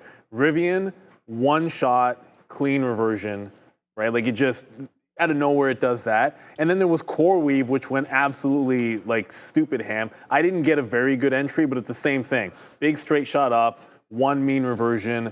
The other one, the missing QBTS, is like, well, AMD and QBTS. I'll do another short first. AMD wasn't on the list. I don't know, my AMD chart for some reason is the only chart that is missing any data. But I noticed it was relatively weak compared to NVIDIA, which was on my list as a long. So I took 3 shots at it short. I'm slightly up on it, 1 for 3. And then QBTS, which was another name that was just super strong. Like you guys were talking about what was moving in the morning, and it was a breakout play that we noticed it was breaking out because it was being yelled at in the chat and it was showing up on the e-signal scanner. So I went over to it. It looked strong, so we played the break. The dip wasn't good. Notice something about this? So 2 for 3 on QBTS. Now, which longs work? Squeeze stock is going up and breaking on the way up through highs. That works. It then on the way back through the breakout level, that long doesn't work. On the way back up through, it does work. And it's obvious at this point. If you have a stock which is short float as part of it, and it's breaking out on a higher time frame, yeah, you kind of prefer when it's showing you the momentum going through, so you're getting in as shorts getting stopped, as opposed to getting in when the shorts are starting to work. Anyways, that's just neither here nor there, but it's kind of obvious when you look at it in hindsight. But all 4 of the ones that weren't on the list had exactly the same profile. Like they were big time movers that were very much in play, that was either playing the breakout or playing the reversion on. Like nothing. AMD is the only one that wasn't that example, and AMD is something we look at pretty much every single day. I don't know, I look at AMD and NVIDIA almost every single day. The only chip name that we didn't look at, which I thought this was going to be a thing for me today on for trading, SMCI, and then just end up being a little bit of a nothing burger. And what I mean by that is when the market was screaming, I think I said, yeah, SMCI gets above 47, it's a short. Just because of what happened last week, and then it just never really tested it. Didn't have enough strength. So this is a name that I might have looked at it. It just never gave you the setup, because I think that's where you want to short it, where it's showing you the bigger rejections. But to each their own. And UNH could have been a trade today. I think a lot of people are having fun with this stock. I think there's going to be a pullback, like some kind of a dip on this relief rally, but it really wants to close above this high from Wednesday, this low from Wednesday, like this initial support, 309, 310, that's so bullish on UNH. I just should have pulled the trigger last week instead of getting 30. Like it could have had like 280 instead of 305. Anyways, Anyway, this isn't. Ifs and buts are candy. This isn't ringing a bell, but they say black bloc. That sounds right. Does it? Yeah. It was Yeah. during 2010 when the was black G7 was something. held. I knew that, 'cause they were all black. It just says some protesters, typically anarchists or anti-capitalist activists. So they were they were banging like our Eaton Center, which is like the Mall of America type of thing. Like it's a huge mall here in Toronto. And they were just like throwing stuff through Starbucks windows and all that kind of stuff. So typical kind of stuff that you probably do see from some of those other groups. I just wanted to bring it up because it was just another name there. Black Bloc. So I don't know. You know, that's what it says. Okay, so just again here, in getting a little bored, what's up to long this again? We did short some more here on Google, so now we'll see if it wants to fall back in. Because I was just trying to feel like, hey, this market, did I not get any fills here? I should be getting something out at 82 maybe. But okay, so I was just gonna say, like, if this market's gonna fall down here, then why isn't Google? So right now it sort of is, so we get a little bit of a reload there. And we'll see, man, it's really been talking about it holding this 200 period. Well, that's like at 65, so we'll get some more out as we come back in. I'm actually bidding 77s. There's some more, so we're starting to make a little bit more money here on that play right now. I don't hear any news, so we might have to find a better news source. Like nothing's in our ear, but we do have a dare there, and I want to thank everybody for making sure to thank everybody for watching. And hit the like, hit the subscribe. Niels has a big recap show tonight. I'm not sure what's on. Adair sent the earnings list. There's like a trip.com. It's Let's like have a quick look. the TripAdvisor? No. Trip.com is a Chinese. Oh, TCOM. Yeah, they're. Yeah, okay. Yeah, whatever. There's some kind of travel company. Yeah. A Chinese company. But we got Michael Nas coming through, so we right, can ask him. okay, I joke about we'll ask about Farcoin. Probably not. Probably not. Yeah, or probably. I mean, who knows if it comes up again. I'm sure if you guys talk about crypto, he might. I'm more interested in what his slip thoughts it in. are this time, because as far as I'm concerned, we just had an all-time high test. I know we didn't get to 109 on Bitcoin, but it got right. That wick just got right up there. So I'm curious. Let's get back up there. What his thoughts are. Like, is he a sell, or is he looking for it to break again and buy? Trying to scalp. I'm trying to not scalp at all. Sorry, Bitcoin. Hodl. I'm a hodl. Yeah, like I've never really sold any Bitcoin. I've sold other altcoins to try to get into it. Yeah, Snowflake. Snowflake's going to be a big report later on this week. These guys have done really great. I bought some of this at 126. I don't even know what that looks like on a chart, but I remember it getting back into here, and it wasn't recently either. This was way long ago. Not into here. Must have been in this area here when we came back in, and then fell through. And I didn't average in at all. I don't really know why 126. We talked about that. It's like I can't remember our anniversary, but I can definitely remember some prices. You remember your anniversary? Yeah, I remember my anniversary. Yeah, April the. All right, so as we go here, definitely in April though. 17th. No. Well, I just made up a number and guessed it. That's actually my birthday day, but not in April. It's actually April the 2nd, right there. Oh, no, I did know that because Very similar to Tariff Day. Yeah, it was right up. Yeah. Yeah, although my wife, maybe it was a joke that she actually married me, but I was pretty happy to do it there. So we didn't want to do it on April Fool's, but it was also a Monday. I didn't really care. Saturday, whatever day the Saturday was, we were going to rock with there. But I think Snowflake, again, another huge name. Look at the recovery on this name. Look at the last. You want to talk about a company here? Like, does anybody? I'm glad. Thank you so much. By the way, Google's now finally starting to come in. So, oh boy, on that trade right now, starting to make some money there.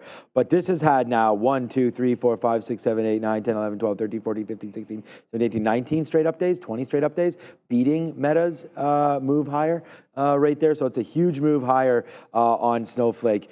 Straight line from 135 up to 185.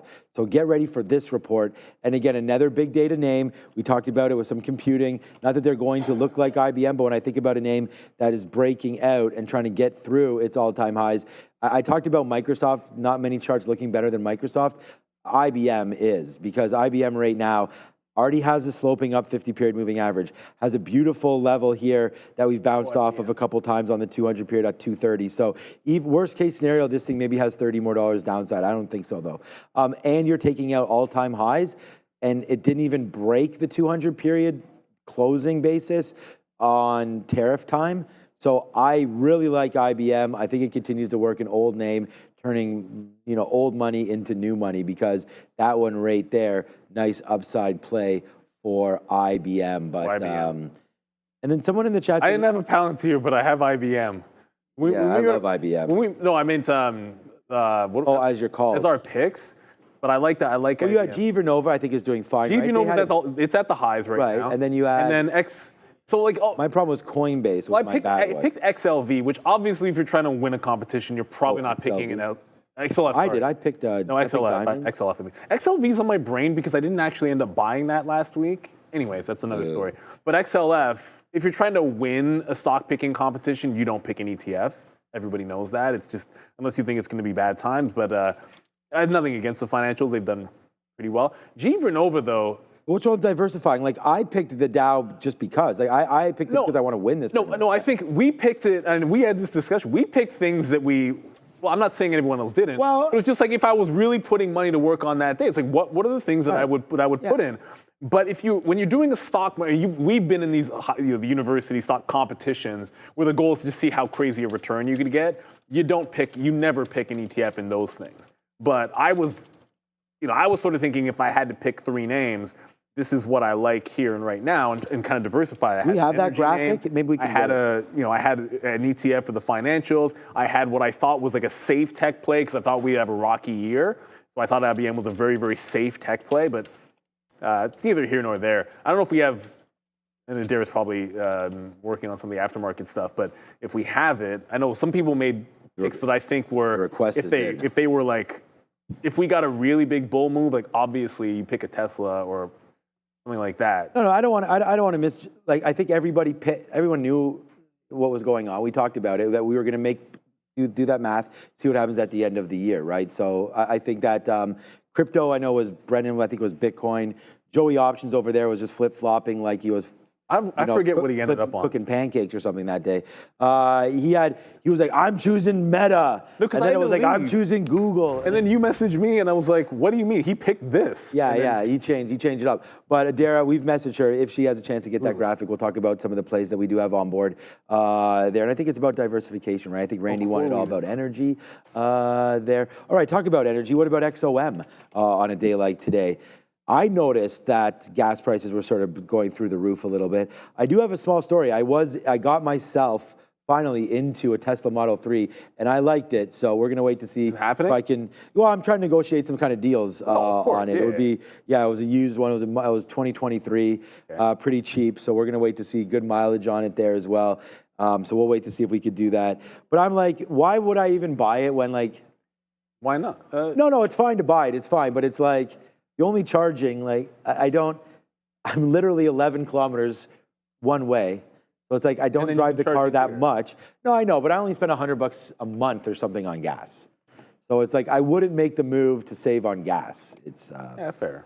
One of those things. But anyways, we'll see what's happening. The non-family vehicle within 2 or 3 years. Oh, here we go. Chef Joe wants to send a referral code. The only thing is that, I want to, maybe Chef Joe. Full self-drive, I think, is something that my kids, they're like, well, did you get it with full self-drive? And I'm like, first of all, I didn't get anything yet. Second of all, that's still expensive, I think, to pay for up front. I know Chef Joe and some of the others in our chat that are Tesla. You could do monthly fee. I'm not sure. So my kid started Googling, and he's like, it's only $100 a month. I think it's more than that. I am going to look it up, but definitely. And he's like, oh, did you get the summon feature? Like they want just the car to show up. But what am I going to do? No, but Erin's just like, can it be like, but look at what our neighbor across the street has it. And she's like, look at what so-and-so's dad does. I won't say their name, but I'm like, just because they have something doesn't mean that we need to get it. You don't have FOMO? Okay. Car FOMO? I'm like, no, sweetheart, that's not how life works. Let's go. I think we're supposed to go to Adara, I thought. Yeah. She's all about it. She's like, loves Teslas. Every time we see a Tesla, her mic's off. Sorry, I was just turning to Sean and saying, like... So my kids, too. Every time we see a Tesla, she's like, ooh, Daddy, there's another Tesla. I'm like, it's not a big deal to see a Tesla anymore. And because the you pointing them out is not going to make me buy one, okay? Sweetheart, that's not how it works. They kind of look like that... they look a little more like aerodynamic. Like, I think the kids... they stand out. And then everyone loves... I mean, a lot of people love Tesla. I shouldn't say everybody. No, I had to, like... there was that whole moment there where, Teslas were getting scratched and keyed up and Cybes and all that. That kind of sucks to have that happen, but I don't know. Anyways, the reputation of that. And again, I see some people in the chat talking about the reputation with Elon. So yeah, I mean, that's part of it for sure. And nothing wrong. Like some people won't I will, won't go to Starbucks or whatever because of some of those opinions, and that's fine. Like, to each their own. Some people won't trade LMT, or we had one guy on before from Benzinga that said he never trades Meta because he doesn't like social media, and that's honestly, man, Which is fair. Or you don't want to invest in. there are Forest? ETFs for that. Do you? You know, I respect to that. do all that kind of stuff. All right, now it's time for Adara. Sorry about that, guys. A little microphone issue. Keep an eye on the markets. I just wanted to let you guys know Donald Trump and Melania Trump, his wife and the First Lady of the U.S., have stepped off the stage a couple minutes ago. They finished that bill signing event. Nothing market related there. It was pretty inconsequential, but just letting you know that is no longer happening. Keep an eye as well here if you trade a stablecoin here, USDC. Semaphore reporting that the Senate is likely not going to finish its crypto bill on stablecoin within the week. Back to you. All right, yeah, we know we were just talking about that same opinion where you have friends and family that are like, how dare you drive this car or whatever, and just drive them over. All right, so yeah, that is what's going on right there as well. So you just tell me. I guess I'll see it on the screen at one point there with eSignal on. Just you know what? Quick update. I was going to look at SMCI because it's down. Some of these IT names or these chip names are starting to give up a little bit despite the market moving to the downside. And, you know, it doesn't take rocket scientists to see that, hey, potentially that's Fannie Mae. I just traded that one time today. It's not moving anything. That Google is not going down. And how you can check that out is through eSignal, right? You can scan that QR code right there, check your charts, get it all figured out with what exactly is happening right now with Google. But downside, scan that QR code, get connected up with eSignal. We want to thank our friends over at ICE for hooking this up for us. For some reason, they must really, really like us. This promo is now, I think, on its third or fourth month where you can get your first month free with eSignal. I just think it's worth it. There's absolutely no downside. Scan it there, sign up for it. If you don't like it, get rid of it. Mobile, connect to over 50 plus brokers, has all the tools. You may or may not be able to load this up on your Tesla's big screen there on the dashboard. That was another thing about being in there. Everything is so much different. It's so minimalist. But this is another thing. I've already showed you numerous times today, and I haven't gone over it too crazily, but you can get your own curated lists, right? You can see the symbol name there. This is an example on the top left. Look, NYSE, NASDAQ, there's different names if we go back, but as you can see, many different opportunities to trade different symbols your way, right? And so I think that's important there. All these candles, predetermined, look at this. All these charts, all of that, all predetermined for you. And I think eSignal is even going to get better with the addition of more AI. I mean, as more AI, this is what these guys are doing. They're not just another company. eSignal is working for you to get better charts. It's not a side product or anything. She's going to talk about which? Oh, the request. Oh, okay. Yeah, so we just had a little talk there about how we all had bought some stock, and Adair included all of us, and we bought some stock there beginning of January to see, you know, what would this look like at the end of the year. Was it at the middle of? Oh, yeah, it was. Because it was Carter. His you say inauguration, but he passed away there. So okay, let's go to Adair and just check out like where we are. I don't think these are very updated, but we're gonna go check it out. I only update them once a month just for my own sanity. So this is super not up to date. This is before the UNH mega tank that we had last week. So just be aware here, a lot of this is not going to be up to date. But this is as of the close on April 30th, which actually I think we had a big pop on May 1st. So immediately unfair, but I've literally been trying to do it on a month-to-month basis, which is why this is the case. Regardless, as of the close on April 30th, this is the situation here for these picks. They were, we selected them on January 9th, which is the day of the Jimmy Carter funeral. So January 10th is when I started calculating the moves from. Sean, as of April 30th here, was up the most here, 54.3% to the upside since that January 10th. Neil, green here, 4%. Average return was also green here, about 3.63%, but that was definitely due to the Palantir pick. Again, this is going to be drastically different now because I only update them on a monthly basis, but in a couple weeks, once June comes, we're going to have an up-to-date look as these picks as of the end of May. Back to you. Go.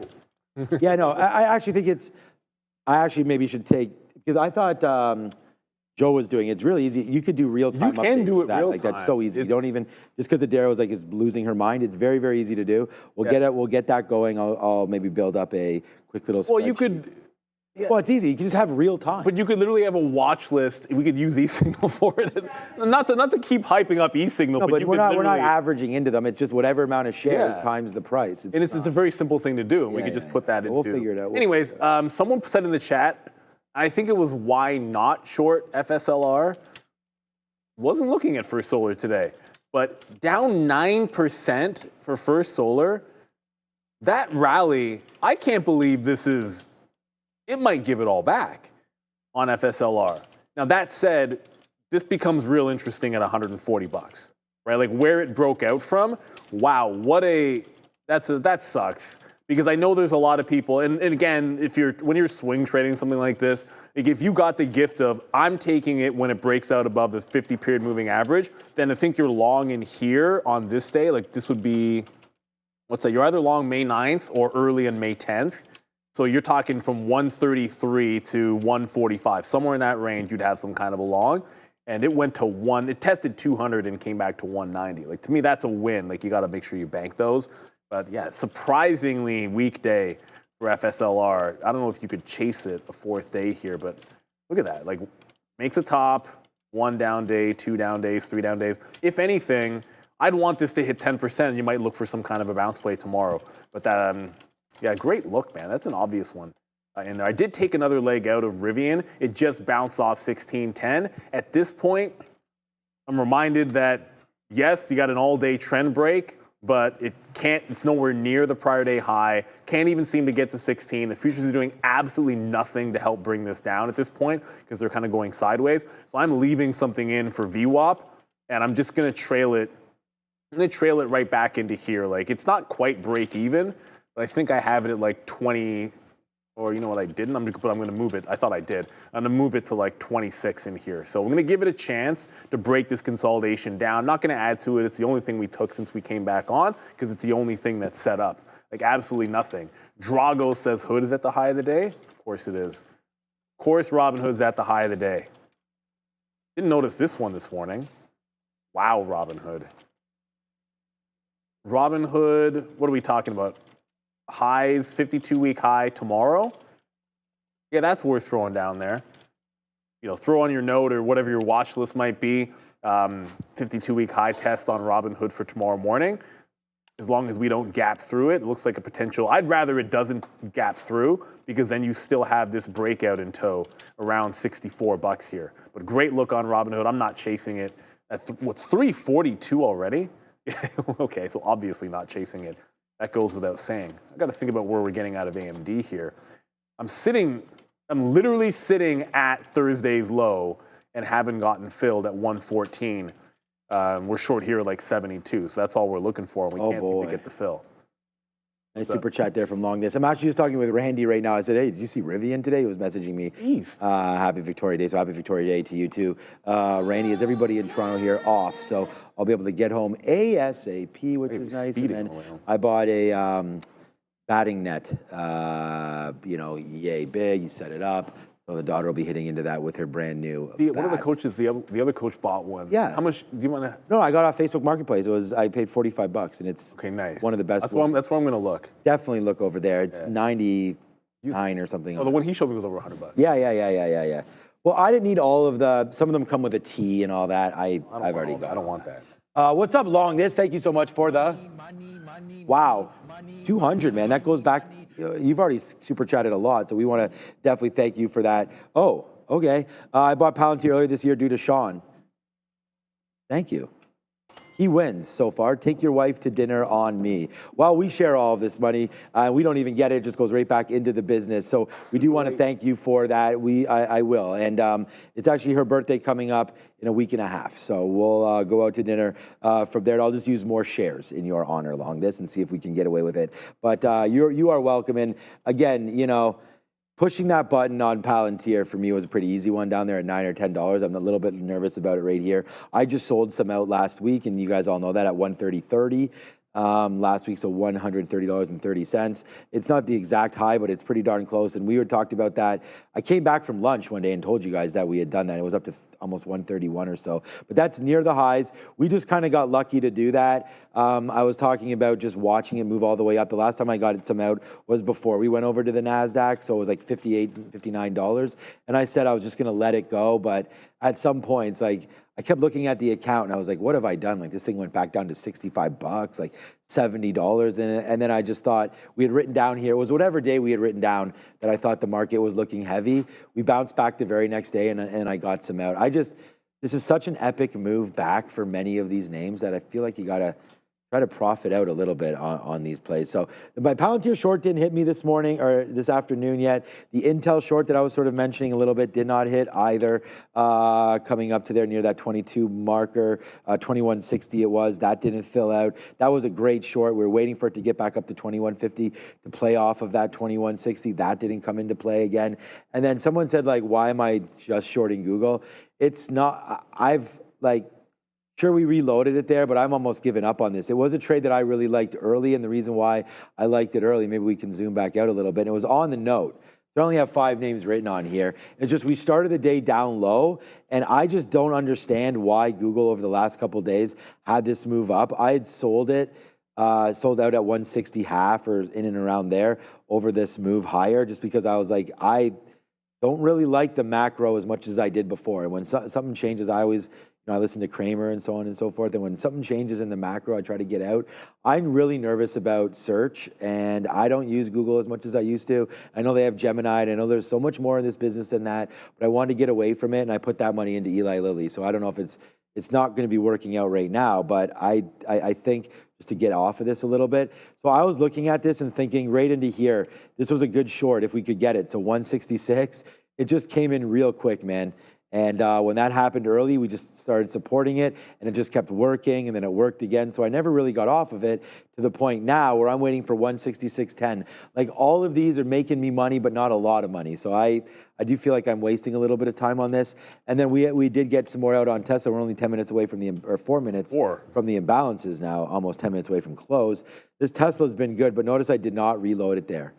So we're able to get some out, but these 50-period moving averages here, unless this market really gets to the downside with some possible sell imbalances, then yeah, Tesla's also in trouble on the short. So our stop on this is 43s, where we have that short right there. So if that goes up, then we're going to get out. And the same thing I just told you where the stop is for Google. So with 3 minutes to go until imbalances, might not have anything else on, but definitely we've done well to talk about many different names in here today, I think. Big Bear's not doing anything. We talked a little bit about some energy plays, even Netflix talk, Disney talk. Yeah, maybe the futures into the end there. Japanese A5 Wagyu steaks. Yeah, thanks, Brent, for that suggestion. My wife wants to go to some nice Italian, so we'll probably get that done. There's this really special ravioli she wants to crush. All right, Tesla 242 and change. I'm assuming for her birthday, the kids they'll be there. Special. No, they just say, here, Dad, here's the bill. Oh, okay. Yeah, I don't know. I haven't really talked to them yet, so who knows? Yeah, no, that's the fun part about it. Oh, no, I just punched out a Tesla by accident. Yeah, so what? No. I meant to change my stop order. All right, and I guess I didn't do it well enough. All right, well, we just stopped out at Tesla, ending the Tesla trade, so I'm fine with it, but my stop was going to be 243. That's what I did. You put the wrong... I put 243. The thing I do more often... all right, I'm just going to get back in. No, I've done I just punched out of AMD. Remember I said AMD can't seem to break the low to get to 114 even? But I just punched out when it took out that resistance. The only thing I got into was actually Rivian. Like, AMD was an old position when we got in here. And Rivian, it pulled back. It got you to 1610. The stop was underneath here, obviously, and I'm not going to let it get back to the price. We break 25s. I'm just going to jump out of this. With only 10 minutes to go, with only a couple of minutes till the imbalance is coming in here, I think I want to look for some kind of maybe a 355 type play. Worth remembering, when you get an addition to the index, like a coin or a Shopify, sometimes there's some residual stuff that can happen on the Monday after. A lot of times it'll happen at the open, but you never know. It could happen at the close. So those will be on watch. Shout out to Jay Lee there in the chat. What's he no, he get did right exactly back what you and I always talk about. You should get right back in. And I did usually. it as well. So Usually. I'm not sure the exact price I punched out at. I think I don't have a greater price now, but yeah, I just got right back into the short. Okay, so, you know, Google went up there. We are going to start to have to cash out of more of this trade right now because we actually just put another piece on for Google as it ran up to 166.05. So we did short there. That's where my average price right now is, it was 04s. So that's why we have 04s right now. With those imbalances coming out, man, I am just going to start cashing these out and making a last little ditch effort here to put some profit in our pocket ahead of this number. But here we go. 166.10 is still the out. So looks like we'll get pushed out of this on Google. We'll wait to see what those imbalances hit. But even if the imbalances are short, probably just goes like that and gets me out anyway. So I'm still at that price. We just got out of about half of that reload for like 8 or 9 cents. We're just trying to top off here with 3, 2, and 1. And there it goes, upside move. So we got stopped out there at near the highs there of Google. So there's a stop out. We got 14s or 15s, so not bad. It's mostly buys. Yeah, but as it looks like it wants to rip a bit higher there. Nvidia's 1.5 to the buy side. Apple's 1.5 million, or yeah, to the buy side. That's kind of it. BAC 1.2, TLT 1.1, all buys. There, Ford's a buy at 1.1 million. Intel, who cares? Well, I mean, it's a sell. That's the only sell, about 1 million shares to the sell side. Amazon's also a buy of 800,000. So the market overall, 1.6 to the buy side. That's billion. Nasdaq's 950, Dow 580, Mag 7 630. But those are small. Nvidia at 1.6 is a nothing burger. Even Apple at 1.5 is not that big of a deal. What did Nvidia just do on that? Probably up. Google ran the top. Like 20 cents on Nvidia in the imbalance move. Like usually you're looking like a solid move's 50 pennies, a good move's $1. So 20 cents, it's not nothing, but it's kind of nothing. All right, I just got out. It wasn't quite break even, but it was like only a couple cents on the last Rivian trade. So we got the reversion, nowhere near. It goes halfway to VWAP. So it's about half as good as you would want it to be. But you could tell, like I was trying to hold those other pieces for a push into the volume weighted average price, but you could tell I was holding on to that 16.10 and then eventually letting it trail back to the break even. So that's the only thing we put onto the short side. Nothing too crazy on that locator that's going to make me want to get into anything. So I'm just going to, we'll back off. Steve Day, no Netflix imbalance really. Netflix is a stock, and I'm not entirely sure the reason why some stocks almost never have imbalances and others will continuously have them. I'm sure there's a good logic to it, but Netflix is one that almost never does. Unless there's an index action, I don't think I've ever seen it on there. But remember, its volume is so relatively low that if Netflix had a 200,000 or like a 400,000 share imbalance, that would be decent because it's an $1,100 stock and it only does 2 million on the day. So everything is relative. Like if I saw a million share imbalance on Netflix, like that'd be nuts. And we'd be excited if Netflix had a 1 million instead of Apple having a 1 million. Like traders would actually be on that. But yeah, it's just almost never there. Some stocks you see every day, like Intel, that's how you know it's a nothing burger. But I wish Netflix had a big imbalance because that would be a great trade opportunity. Yeah, we just made a little bit of money on that imbalance there as you were talking about it. There's my 3. I was just going to say, okay, Tesla, I see that you have a buy imbalance. That's great and everything. It's not that huge, so I still wanted to try that 343. So we did short some more up there right now. But there's the out. Google is still a monster trade. I mean, it's one of the better ones, obviously. Well, it's P&L number 1 by far, but we didn't have a great trade at the end of the day, but our spidey senses were going. We basically didn't really average. We averaged back into that, but took profit on it. We didn't do too much damage on that. There it is. Now it's $1 back in the money right now as we start to get a little lower now for our man Tesla. As we talked to some nice Tesla, Randy says, giddy up Rivian. He's really happy with that. He didn't realize he's been out detailing his car all day. So we'll say shout out to Randy, enjoying the beautiful weather here in lovely Toronto, Ontario. Of course, he's about an hour north of here as well. But here it comes right back in Tesla. Nice little fallback. We, making some money. We're basically making some money back right now that we had lost on holding that Google.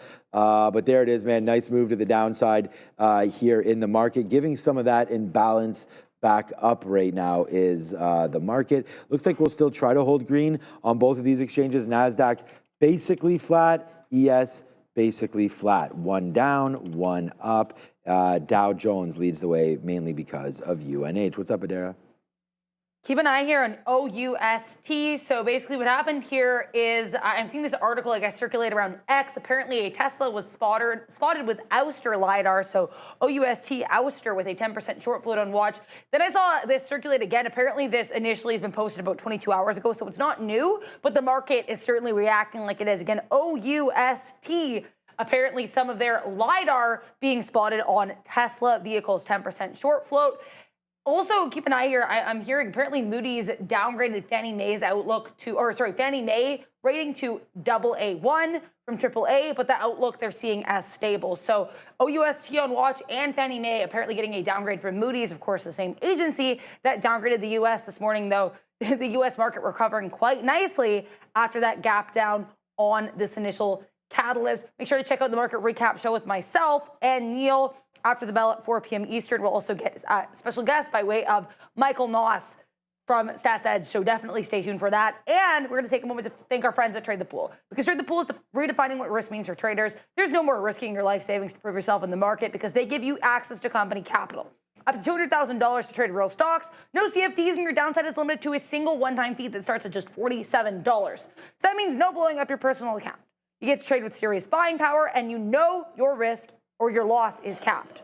All you have to do is pass the evaluation, and that's it. You're funded. Scan the QR code and get 10% off your start with Trade the Pool. Back to you. Shout out to Trade the Pool. Yeah. Like the market's like, what downgrade? Who are you downgrading, Willis? We're going green today. Market wants more downgrades. Right. Knock on wood, because there's 4 minutes for the Nasdaq to not be green, and it's not like you're not running into some significant. Like you're right at Thursday and Friday's double top. So, you know, punching through this is not likely to happen in this last 4 minutes of the day. But closing up here, I think, is a bullish sign because it shows that the market's not running away from these highs. At least the Nasdaq's not running away from these highs. And if you're looking at the ES, whoops, why is it the Nasdaq? Whoops, that's because I had the Qs up. Anyways, if you're looking at the ES, it's different. Like the ES broke Thursday's high to make a fresh one, and then now you're right back up at Friday's high. So both the markets pretty much green here. I don't think we're going to get any kind of a crazy pullback. Super strong rally day. Oftentimes, one of the things you'll hear a lot of people talk about is how does the market react to bad news? And if it gets bought up, that should be confirming what we already know, is that we're in a bullish market. So we don't have a lot by way of earnings, but there's a lot to go over. There's a bunch of names that I don't think we got enough into today. We'll talk a little bit more about UNH and definitely things like Oklo and the quantum names. I know OKLO was a name that was very, very popular in the chat today, and it's about to, not to jinx it, it's about to break Friday's high as well. Good round trip, 35 to 40 on OKLO, and that is a squeeze. Oh, the shorts. Oh, the shorts. I'd hate to be the shorts in this one because they're winning so well. You've got to figure, like if you were short the tops on this, you can't be that greedy. I'm sure they did just fine. But you break 40 on it, and it's not looking good for any of them. I'm going to get up to the desk, make sure everything is still set up there. Big Smile, was that the shortest bear market in history? I'm going to guess no, because I feel like there's always one that's faster, that's shorter. Like the market's been around so long that when my answer is I don't know, my gut is usually, if someone's saying did X happen before, I usually say yes if I don't know the answer, because I feel like it's most likely that we had one that would. It might have been, because that happened so quickly. Maybe. Or, Right, get over there, yeah. It's a good question. Just ask Grok. Yeah, or we can maybe Michael Noss knows some of those answers. What's up, Oscarito? Am I good? Yeah, I feel fine. I feel pretty good right now. Yeah, no, Tesla, just again, we'll wait. We're almost out of all of this. We only have 20% left, less than that, as we just put some icing on the top of that cake there at the end of the day. So a nice move down in right there again. So yeah, keep going, man. $1 now on the reload of Tesla up there at 343. We've done it a couple times there today. So get ready. Some company called TCOM.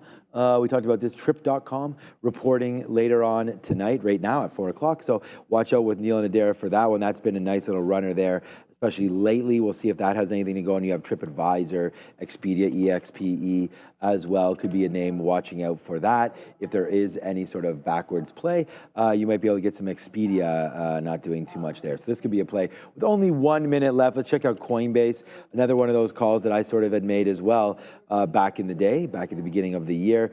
Holding out pretty good. It does get that S&P 500 inclusion, so we'll watch. I thought maybe today would be a down day regardless of what crypto's been doing, but no, Coinbase still down, but still holding out pretty good near this 270 level. I still think it has a 300 handle in it very soon. Wait to see what happens there.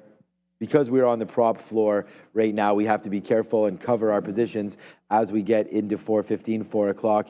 With Tesla, I don't know, we might as well just cover it right now. Not like I'm going to do any more damage on this name. We'll put a bid, there we go, we caught it. So I just punched out at 94 right there, giving us 80, 90 cents to end of the day there on Tesla. So with only 20 seconds left, you'll see Adaris momentarily ringing that bell, and then we'll go over for the end of the day recap show, and then we're back tomorrow at 8:30. So we want to welcome everybody to that show as well and welcome you to the market recap show. And here we go with the market going to turn green, it looks like, Adara.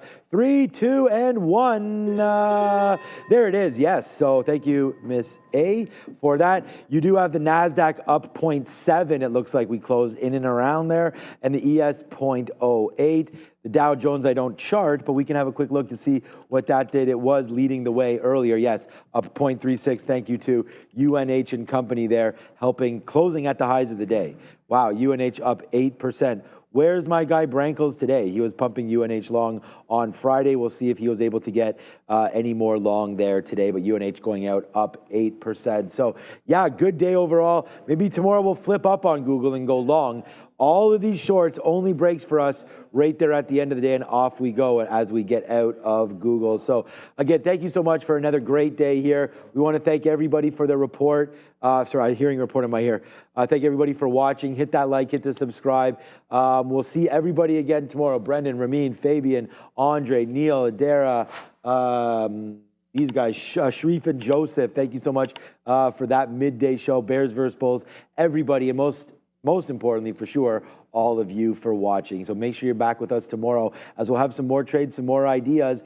Hey, look, it's going to be a wild market one more time. No matter the day, we'll find some trades for you. So until we speak again, ciao for me. Thank you, Sean. Welcome to the market recap show, everybody. What an unbelievable day. What downgrade? You're going to downgrade U.S. debt, Moody's, try to spoil the mood of the trend that we've had to the upside? Well, didn't work. It was about as, look, Moody's downgrade was about as effective as the Toronto Maple Leafs power play, which is to say that it wasn't. Like, that's only, whatever. Like, I'm punking our own team here. I still wore the blue in here today because I'd already picked it out in advance of a loss. The only thing I didn't do was I didn't wear my Leafs jersey, which I had set out in the hopes that we had won. But we didn't. But the market won today. The ES, we started, when we logged in this morning, everything in my corporate was down 2% here, down 3% there, 4%. Market was down a point. And across the board, everyone's talking about, well, the last time we had a downgrade, this happened. And I know one day doesn't mean everything, but you got to like the fact that it got bought up.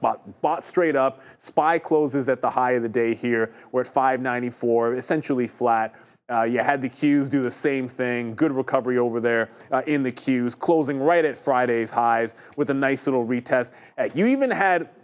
You want to talk about the safe haven, right? Market goes up, gold goes down. Even got a bounce in GLD. So that pullback into the 50 period we've been talking about, that manages to hold up and looks pretty constructive and great as well. Throw in a little bit of T to the S to the L to the A. Tesla, not quite at the highs, but able to at least trend it up. Like, so many things have this look. You know, there were great shorting opportunities at some of the highs off the open if you were fading the pops, but the overall market seeming to take this downgrade in stride. Yeah, it looks like my computer took a little nap, so I can't show anything. None of my screens are on, unfortunately. I cannot look at the chat, nor can I show any charts. I'm going to have to deal with that in a second. But yeah, I mean, I think the UNH recovery especially was really nice. Yes. We know that 294 on UNH was a bit of a double top level. It ran into some resistance at that level right before the close on Friday. And then today, we get a low of 297. We just pushed to the upside. The next area of potential resistance I'd be watching for UNH is going to be that 323-ish high that we had on Wednesday. I want to see what we do with that. It'll be last Wednesday, of course, May 14th. But yeah, if we can clear that, then it's not a bad look at all. I'm purely looking at UNH as of right now from an intraday perspective. What does it bring me? But you have to also recognize these past levels that it can find some respect for as well. Netflix is still really strong, knocking at the door at $1,200 because Netflix is its own fun little world where it lives its best life. So shout out to Netflix. Go Netflix, go. That one, yeah, certainly continuing to be on everybody's watch list to the upside. I think another sector we didn't really talk about much today, but I'm just thinking about because earnings coming up this week. Palo Alto Networks reports after the bell tomorrow. Yes. Then you've got Snowflake after the bell on Wednesday. So I think cybersecurity is absolutely going to be something that we want to be aware of going forward. I'll probably start watching it tomorrow to kind of see what we do ahead of earnings. But I think Wednesday is when things are going to get really spicy with Palo Alto day one and then Snowflake on the docket. Well, I feel specifically for Palo Alto, like PanW it resides in the group of stocks where you go back to like the Liberation Day top on Palo Alto at about 190. And you see it, we've broken it, but we haven't broken too far away, like right in here. Like we're consolidating above it. And this plays both directions. Like I'm not here to tell you how the numbers are going to look in PanW. And caveat, as we always say around here, I'm talking up my own book. I own Palo Alto. I own more Palo Alto than I do CrowdStrike because I've been selling CrowdStrike. Why? I'm not even sure. Well, why? Because I have way too much in the space, and I decided that I wanted more Palo Alto than CrowdStrike. We'll see how that ends up going. But I think you've got a nice consolidation going into earnings that as long as it resolves itself to the upside, I feel like this has a good chance to make a run to those highs. I think you're going to see some solid numbers from Palo Alto. And then Snowflake was a name that I had a swing trade in Snowflake. I wish I had done it twice.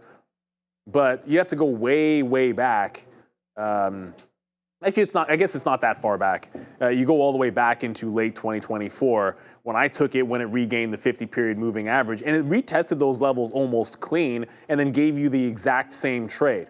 Snowflake, I hesitate. It's not a W pattern, but it looks like it's the same kind of thing as a W pattern, right? Where you've got a triple top, and then you instead of a double barrel lows, you had a trend down. But then this was a distinct moment that we had because of the tariffs. And this looks pretty bullish if it's able to break out that high. Now, remember, these aren't guys that Snowflake, it's not about the fundamentals where you're making a bunch of money or anything, but I do like that look if it can take out some of those highs. I'd be waiting till after earnings for a play like this. I never want to be out in front of it. There is something, and you can see this. See that big red 0.6 to the downside?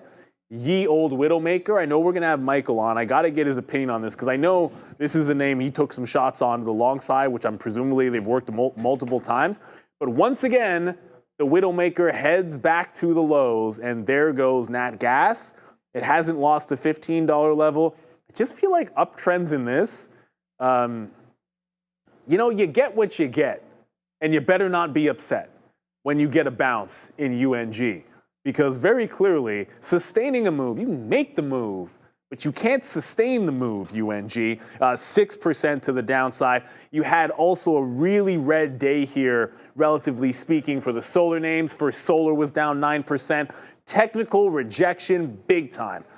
TAN rejected the 200-period moving average. FSLR was, I think, the biggest casualty, a huge rejection of the 200-period. That said, it's still a very good move off the lows, much better than what was going on in the ETF. So respectable name here with First Solar, but not a very good look overall for them. And I see Stock Professor, we want to make sure we got to some of the ETFs, but what was very strong stays stronger.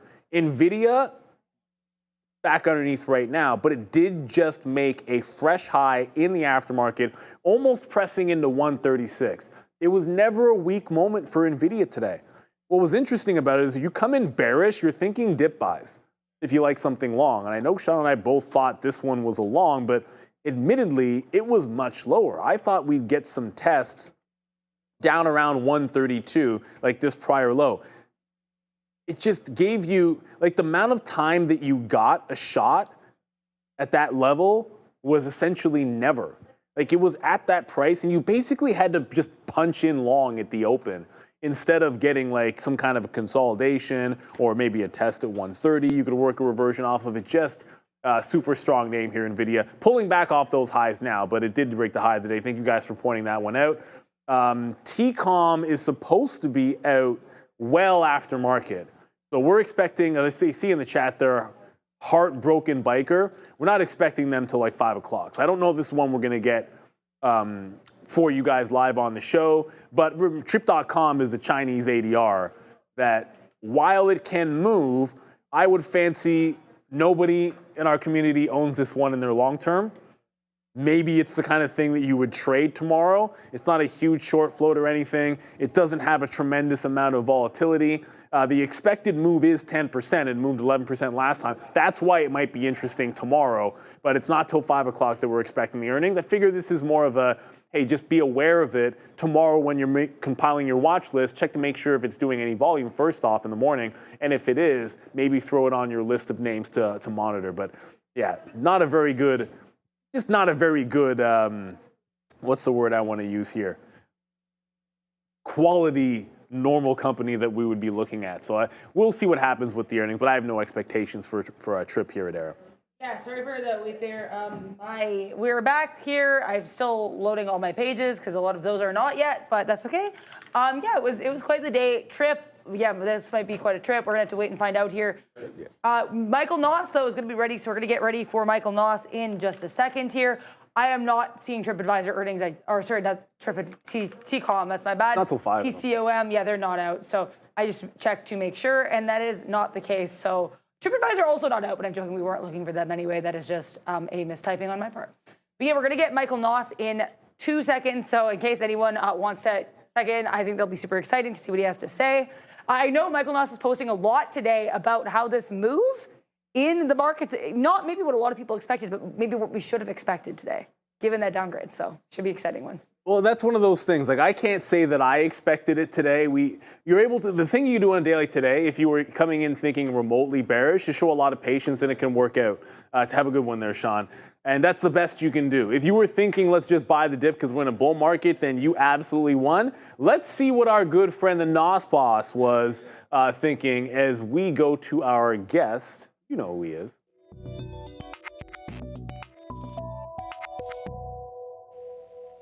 And if you don't know who I'm talking about, it's Michael Noss, our good friend from Stats Edge.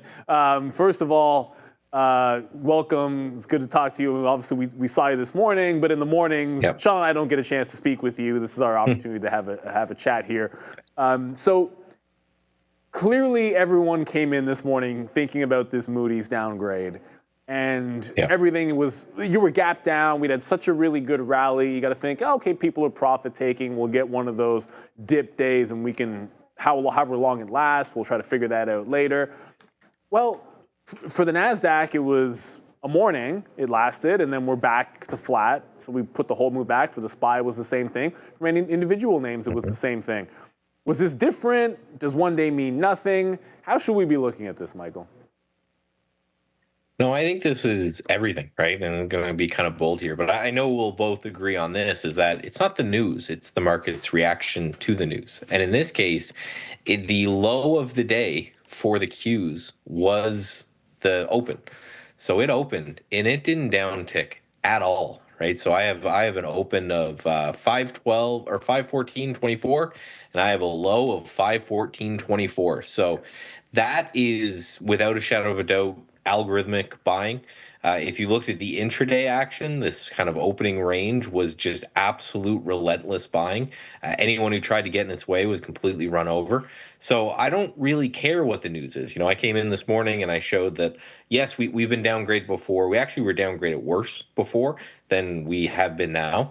And it didn't really do anything. Sometimes you had a little bit of a downtick and then the market ripped higher. So kind of a non-event. And I think the reason for it is that it doesn't really surprise anyone that, you know, that Moody's was talking about this a little bit beforehand, that, hey, you know, we don't like the debt to GDP ratio and all of that. Another thing may have been that it happened on Friday, so everyone had the whole weekend to kind of chill out and be okay. But yeah, that opening print, I think, was absolutely huge, in which, the low of the day was the exact open. So we opened and then someone flipped on the buy program and said buy it up. So I'm still in the camp that I think this is all positioning. I think there's a lot of institutions that are caught off guard. They have to buy in any dip. So even a 0.5% downtick in the market for them would have been a gift. Yeah, and I think it's exactly like you say. And one of the reasons why, I'm sort of thinking along the same lines. I'm not pretending that I was this morning, because I wasn't. Like, the good news is, if you were patient enough, like, the only shorts that happened today were like, you had some great mean reversion shorts just because of how far we went up and how quickly. Yeah. But you could really see that the algos were in control of so many of the bids early on. I didn't even have a position for the first few minutes in there, because it's like, well, if you weren't long, if you don't like the long at these prices, you weren't going to chase it once it had come in. But I wanted to ask you about two things. And I want to get to you, Nat Gas, because I have a suspicion that maybe we can talk about that 15 level again. But the question I wanted to ask you is, on a day like today, where we get this relief rally up, now, maybe you have data for this, maybe you don't. We're looking at gold, because we've been talking about the whole tech goes up and gold goes down, and tech sells off and gold goes up, and inverse relationship. But we had a good bounce in GLD, despite the fact that there was less fear here, right? So the reaction was to buy back up over the downgrade, and gold decides to continue its technical bounce off the 50-period moving average. So my question to you is, if we have the all clear for the market, usually you would think, well, no, I wouldn't be buying gold here. What do you do with something like this, where technically this looks like a good support level right here on GLD, but the other side of it, which would be the correlation aspect of it, doesn't look quite as sexy? I'm more interested in the correlation between rates and gold right now, because I think that's what's happening, is that people have their equity exposure, and that's getting a little bit more certain, and everyone's feeling a little bit better about that. However, most large institutions and investors, they just don't want to go all in equities. They want to play something else. So the fact that rates weren't able to close the gap today. So I have the chart of the 10-year yield today, and the yield opened at 4.5%. Pretty disastrous, because not only because of the price, but the speed of it. And rates weren't able to come all the way down, showing that the stock market is okay with signaling that it doesn't care about the downgrade, but the bond market isn't agreeing with that right now. So this is the TLT, which is going to be the inverse of it. And I think what's important to note is right here, when we were down here before, this is where President Trump flinched and removed the tariffs, did that big tariff walkback that caused that 10% rally in the market. And then when we came back to that area, that's where he started to talk about that, yes, there's going to be a deal done with China. It was that will they, won't they, where they were saying they were negotiating and China was saying that they weren't negotiating. So this area of both rates and bonds, it seems to be something that we know that the most powerful man on earth is going to defend. And until they do that successfully, I think gold is still going to be the place that people go, because if I'm not getting any safety from my bonds, then where do I go, right? The market gap down, and then bonds gap down worse. So it's supposed to be that the market gaps down, my bonds are supposed to gap up. They're supposed to save me from that, and we're not seeing that. So it's almost like it's been replaced. So this flight to safety has actually been replaced by gold as opposed to bonds. I think that's a great point, and thank you for bringing that one up there, Michael. Before we get to, we have to talk. The other place could go is into crypto, and I do want to ask you about Bitcoin in a second. But before we do that, I always want to get your opinion on this, because I know you've had a couple of, it might have been at least two, but it might be three longs in UNG, and only because we're revisiting this 15 area down here, and it's about as bearish as it gets. There were two things that stunk today, and it would have been Nat Gas and the solar names that looked pretty bad. There was probably others, but those really stood out there. So you're now round tripped it again. There's been a great bounce area for UNG, but I had showed everyone, when you zoom this out, it just gets worse and worse. So you take what you can get and don't be upset. What are your thoughts on Nat Gas here? Is this little rally that you've been able to play, is it over? Is it worth looking at again? What's your take? I don't have anything for natural gas right now. On my screen is actually funny, because this screenshot was left up the last time we talked about natural gas, which I think is when it was kind of up in this area here. So this is the Wyckoff accumulation. Again, Wyckoff goes back to Charles Dow, one of the OGs of technical analysis, and he kind of had this idea that this is how bottoms are formed. And I noted that this seemed to be lining up really perfectly with what we were seeing in this Wyckoff accumulation schematic, and that was when we were up here, and then we were hanging out up here. That's completely broken now. So now I just look at this and say we are stuck inside of this range, and I'm not interested in natural gas anymore until we do something maybe at the $13 area, or we do something again at the $22 area. This is just it's a no-go for me right now. Gotcha, and appreciate it. And I thank you for going over that, only because it worked so many times. I know, like, sometimes on an upward trend, sometimes you get great pullback opportunities. Just wanted to make sure everyone got that. But so I said multiple times that I kind of consider Bitcoin to have made the test of the all-time high today. Like, it gets close enough, and you really only have some topping tails above. I have IBIT up here, but above 105, you have topping tails. We've got to 109, but effectively we tabbed 107 and then pulled back. What has happened, though, is about as clean as you can get. If I zoom this like further out, like we had the break, the hold of this level on IBIT's like the 92 area, and then we pulled. When that lost, we came back into the prior high breakout, held that, regained our prior 92, consolidated for a bit, and then right to the top. So the way that we've been going sideways in here, Michael, leads me to, well, wouldn't it be natural to just wait now for a dip back into 92, see that support come back in, you wait for that dip, buy it again, and then we break the high. But this is such a strong move. Is it tempting to play into this high tight to the top, or are we still in patient mode? I think we are still in patient mode, and that's because if you go to my screen, I have the last time we broke out of this 75, and I remember, because I remember coming on this show a few times, I think maybe around here and then again around here, saying, oh, I think we're going to take a shot at all-time highs this time, and it continued to frustrate people. And this is what Bitcoin does that a lot of people I don't think remember, because we all remember the time, it breaks out here and it rips 40% in a short period of time.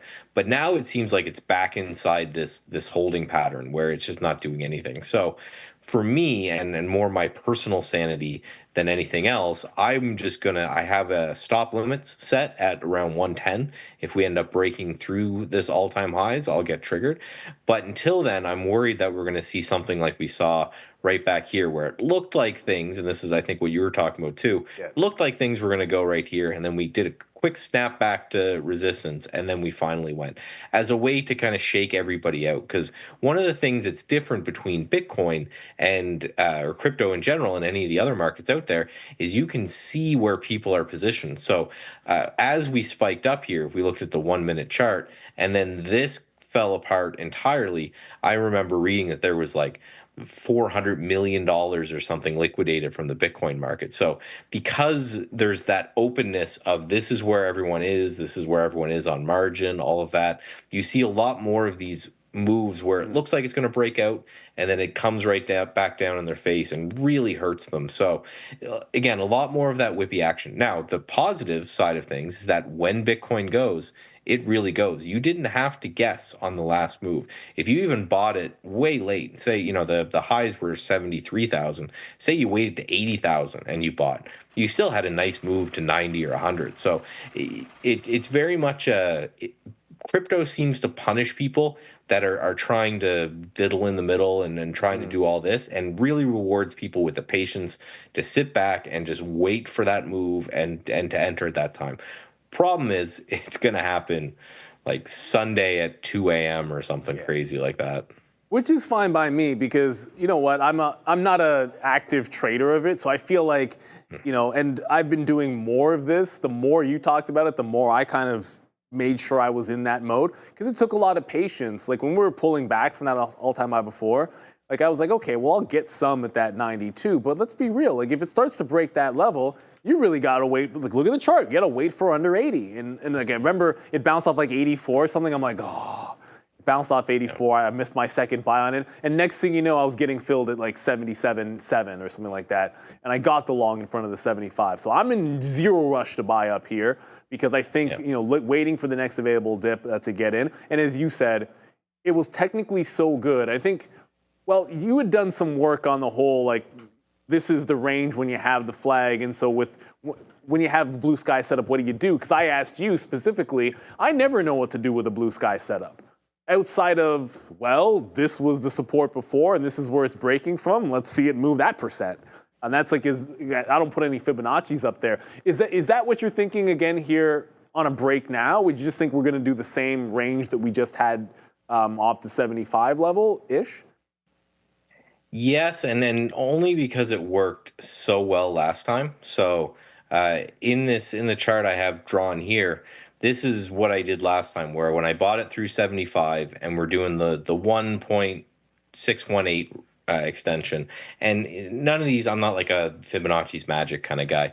The idea behind this is a 1.618 Fibonacci extension. It's basically saying, I'm going to take from this move to this move, and instead of saying it's going to move 100% of that move, I think it's going to move 60% of that move. And the idea there is that subsequent breakouts are usually less, and we see that all the time, especially in crypto, where it's no longer ripping 2, 3, 400% anymore. Each move is a little bit less on a percentage basis because it's more on a dollar basis. And although that didn't nail the top or anything, you can see that when it got to that level, it just consolidated for weeks. So I was totally fine being out of the position in the 90s. I think I got the mid 90s for it. So if we do the same thing and we do the same thing on this next move, and we take this width of the market right here and we say, okay, well, I'm going to do an extension based off of this and say, I think it's going to be another 60-ish% of this particular move, that puts us at around 130. So if I wait for the breakout of 110, and then I'm selling at 130, that's $20,000 a coin. So depending on the size of your account, that's fantastic.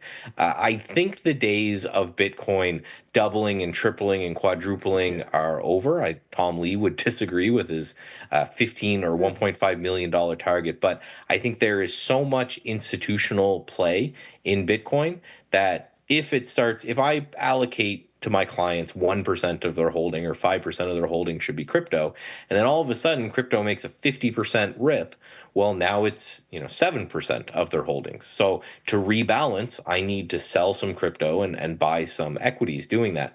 So I'm kind of the proponent that each extension is going to be a little bit less every time, but I'm okay with that as a trader, right? I'll go in at that 110, I'll get out at 130, 135, and then wait for the next one. If I can do that over and over again and avoid all of this chop in the meantime, I'll be really happy. Yeah, and I think that's great analysis there. I know it certainly helped me. Look, I'm a hodler that doesn't really sell, but it gives me the level of. But I try to I try to maintain. I am like a 5%er in a general sense, right? So as everything gets stronger, I tend to want to pick my spots to buy it to make sure that I have enough. And I'm now only buying on the dips. I used to be a little bit more reckless early on. I would just buy wherever, whatever, I want to have more, so I'll just buy. But now I'm getting particular with it. So, if we do get that breakout, I'll wait till we're pulling back off the test of that high before I want any more and see where the support does come in. Michael, it's always a pleasure having you on. And, I want to give you a big shout out for always having what I like to think is a very calm demeanor because of the technicals in what are pretty wild times in this market. You come in this morning and things were gapped down pretty heavily, and you had a very sober reaction to it. I know I was feeling probably more bearish than I should have been. Sean and I were both kind of the same way. And ultimately, we both made money today, so we made it work. But ultimately, it just goes to show if you have the right process and if you can go back and look at the history of things, you come to the market so well prepared. So as always, thank you so much for coming on, and not just coming on today. Remember, it's a Canadian holiday, everybody. So it's it's a holiday here, and Michael, of course, being in Halifax out east, had the day off. I hope you've at least enjoyed some of your holiday day, and do certainly enjoy the rest. It's always a pleasure having you, Michael.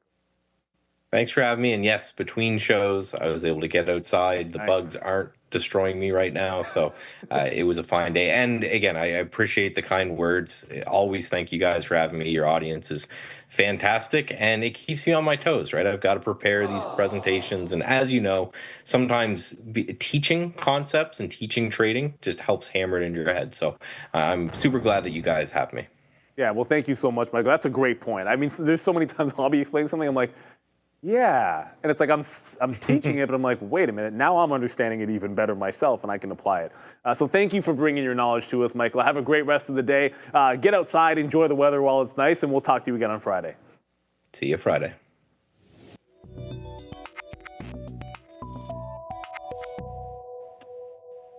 That is right, Mike DeRider. We love to learn. That's why we are here, because the market is always trying to teach you something, everybody. And apparently the regulators are trying to teach Coinbase something, Adara. Before we get into the roll call and wrap it up here, there was a story I want to get you to be able to tell everybody that wasn't necessarily in the chat what's going on with Coin.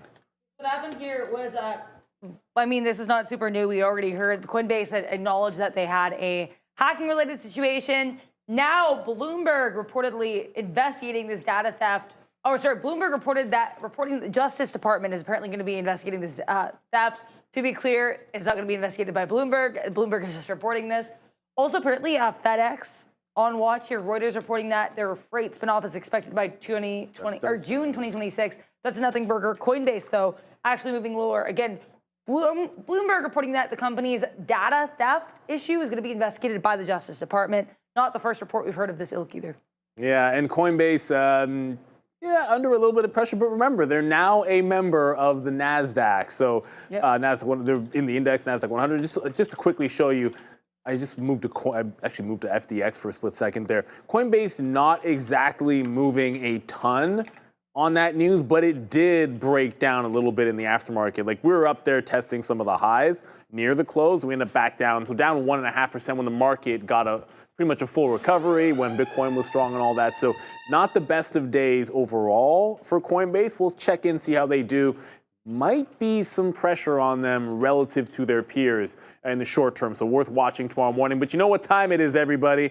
It's roll call time here, and if you don't know the drill, I'm not doing it today because Adara's back. You had to sit through me doing the roll call on Friday. Adara, trooper, not feeling well on Friday, and we're glad to have you back and coming back full force.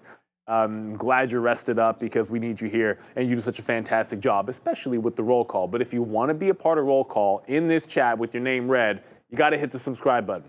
Subs only chat, everybody. Hit that subscribe right now. Jump in here. Give a big shout out to Fabian on the ones and twos, to Andre, to Ramin on our socials, to the Midday Boys, to Joseph and Sharif getting it done every single day. To my man Sean today, of course. Brendo, Obi, who's always filling in. Oh boy. And doing a great job of it. To Adara, keeping you abreast of the news, and Oliver spreading stock trades as well. And a big shout out to Bears versus Bulls, best moderator in the business. We appreciate you so much. We couldn't do it without you. You're fantastic. And to all the viewers. So without further ado, let's get some roll call. Bears versus Bulls, Neil, Sean, Sharif, Joe, Obi, Brendan, Ramin, Fabian, Andre, and everyone in the chat. Also shout out to the spready tickers at UNH. Thank you very much. The Piper, thank you to Michael Spadafora, Eski, Tass H, Andrew Chow, Tyrone Hamilton. We've got Robocop, Sister Girl from Another World, Alvin, Pelagic. We've got Ronaldo Crypto Trucker. I like that one. Taku Tetsu. We've got Mike DeRider. We have Christopher Jones. We've got Sebastian Taveros. Neil in the chat. Butch Conception. Lazarus. So many beats. Rob Palmer. Lars Rain. El Santo Padre, iFast Trades, TH, Going West Soon Star, Candy Queen, Darth Trader. I like that one. Ignacio Herrera. We've got Save Man, Woman, Peace, a Trader. Rivian Millionaire. Ignacio Herrera again. Jai Singh, Viral 86, Walt Winchell, Jonas Sappi, Grey Worm, and we've got live trading by Trader TV Live. We're going to end here with Deep Tranquility. Thank you guys for being here with us every single day. So happy to be back with you guys today. Grey Worm in the chat. I love Game of Thrones. They're fantastic. That's what it's all about. Hey, it's just the start of the week, everybody. We got a downgrade from Moody's, and the market bought it right back up from the jump, and we closed back into the green. That's a bull market, and we love it. We're back to trade at 8:30 tomorrow morning. We're Trader TV Live, where all the action is for the stock market. We'll see you in the morning. Bye, guys. I pity the fool that doesn't hit the like and subscribe button.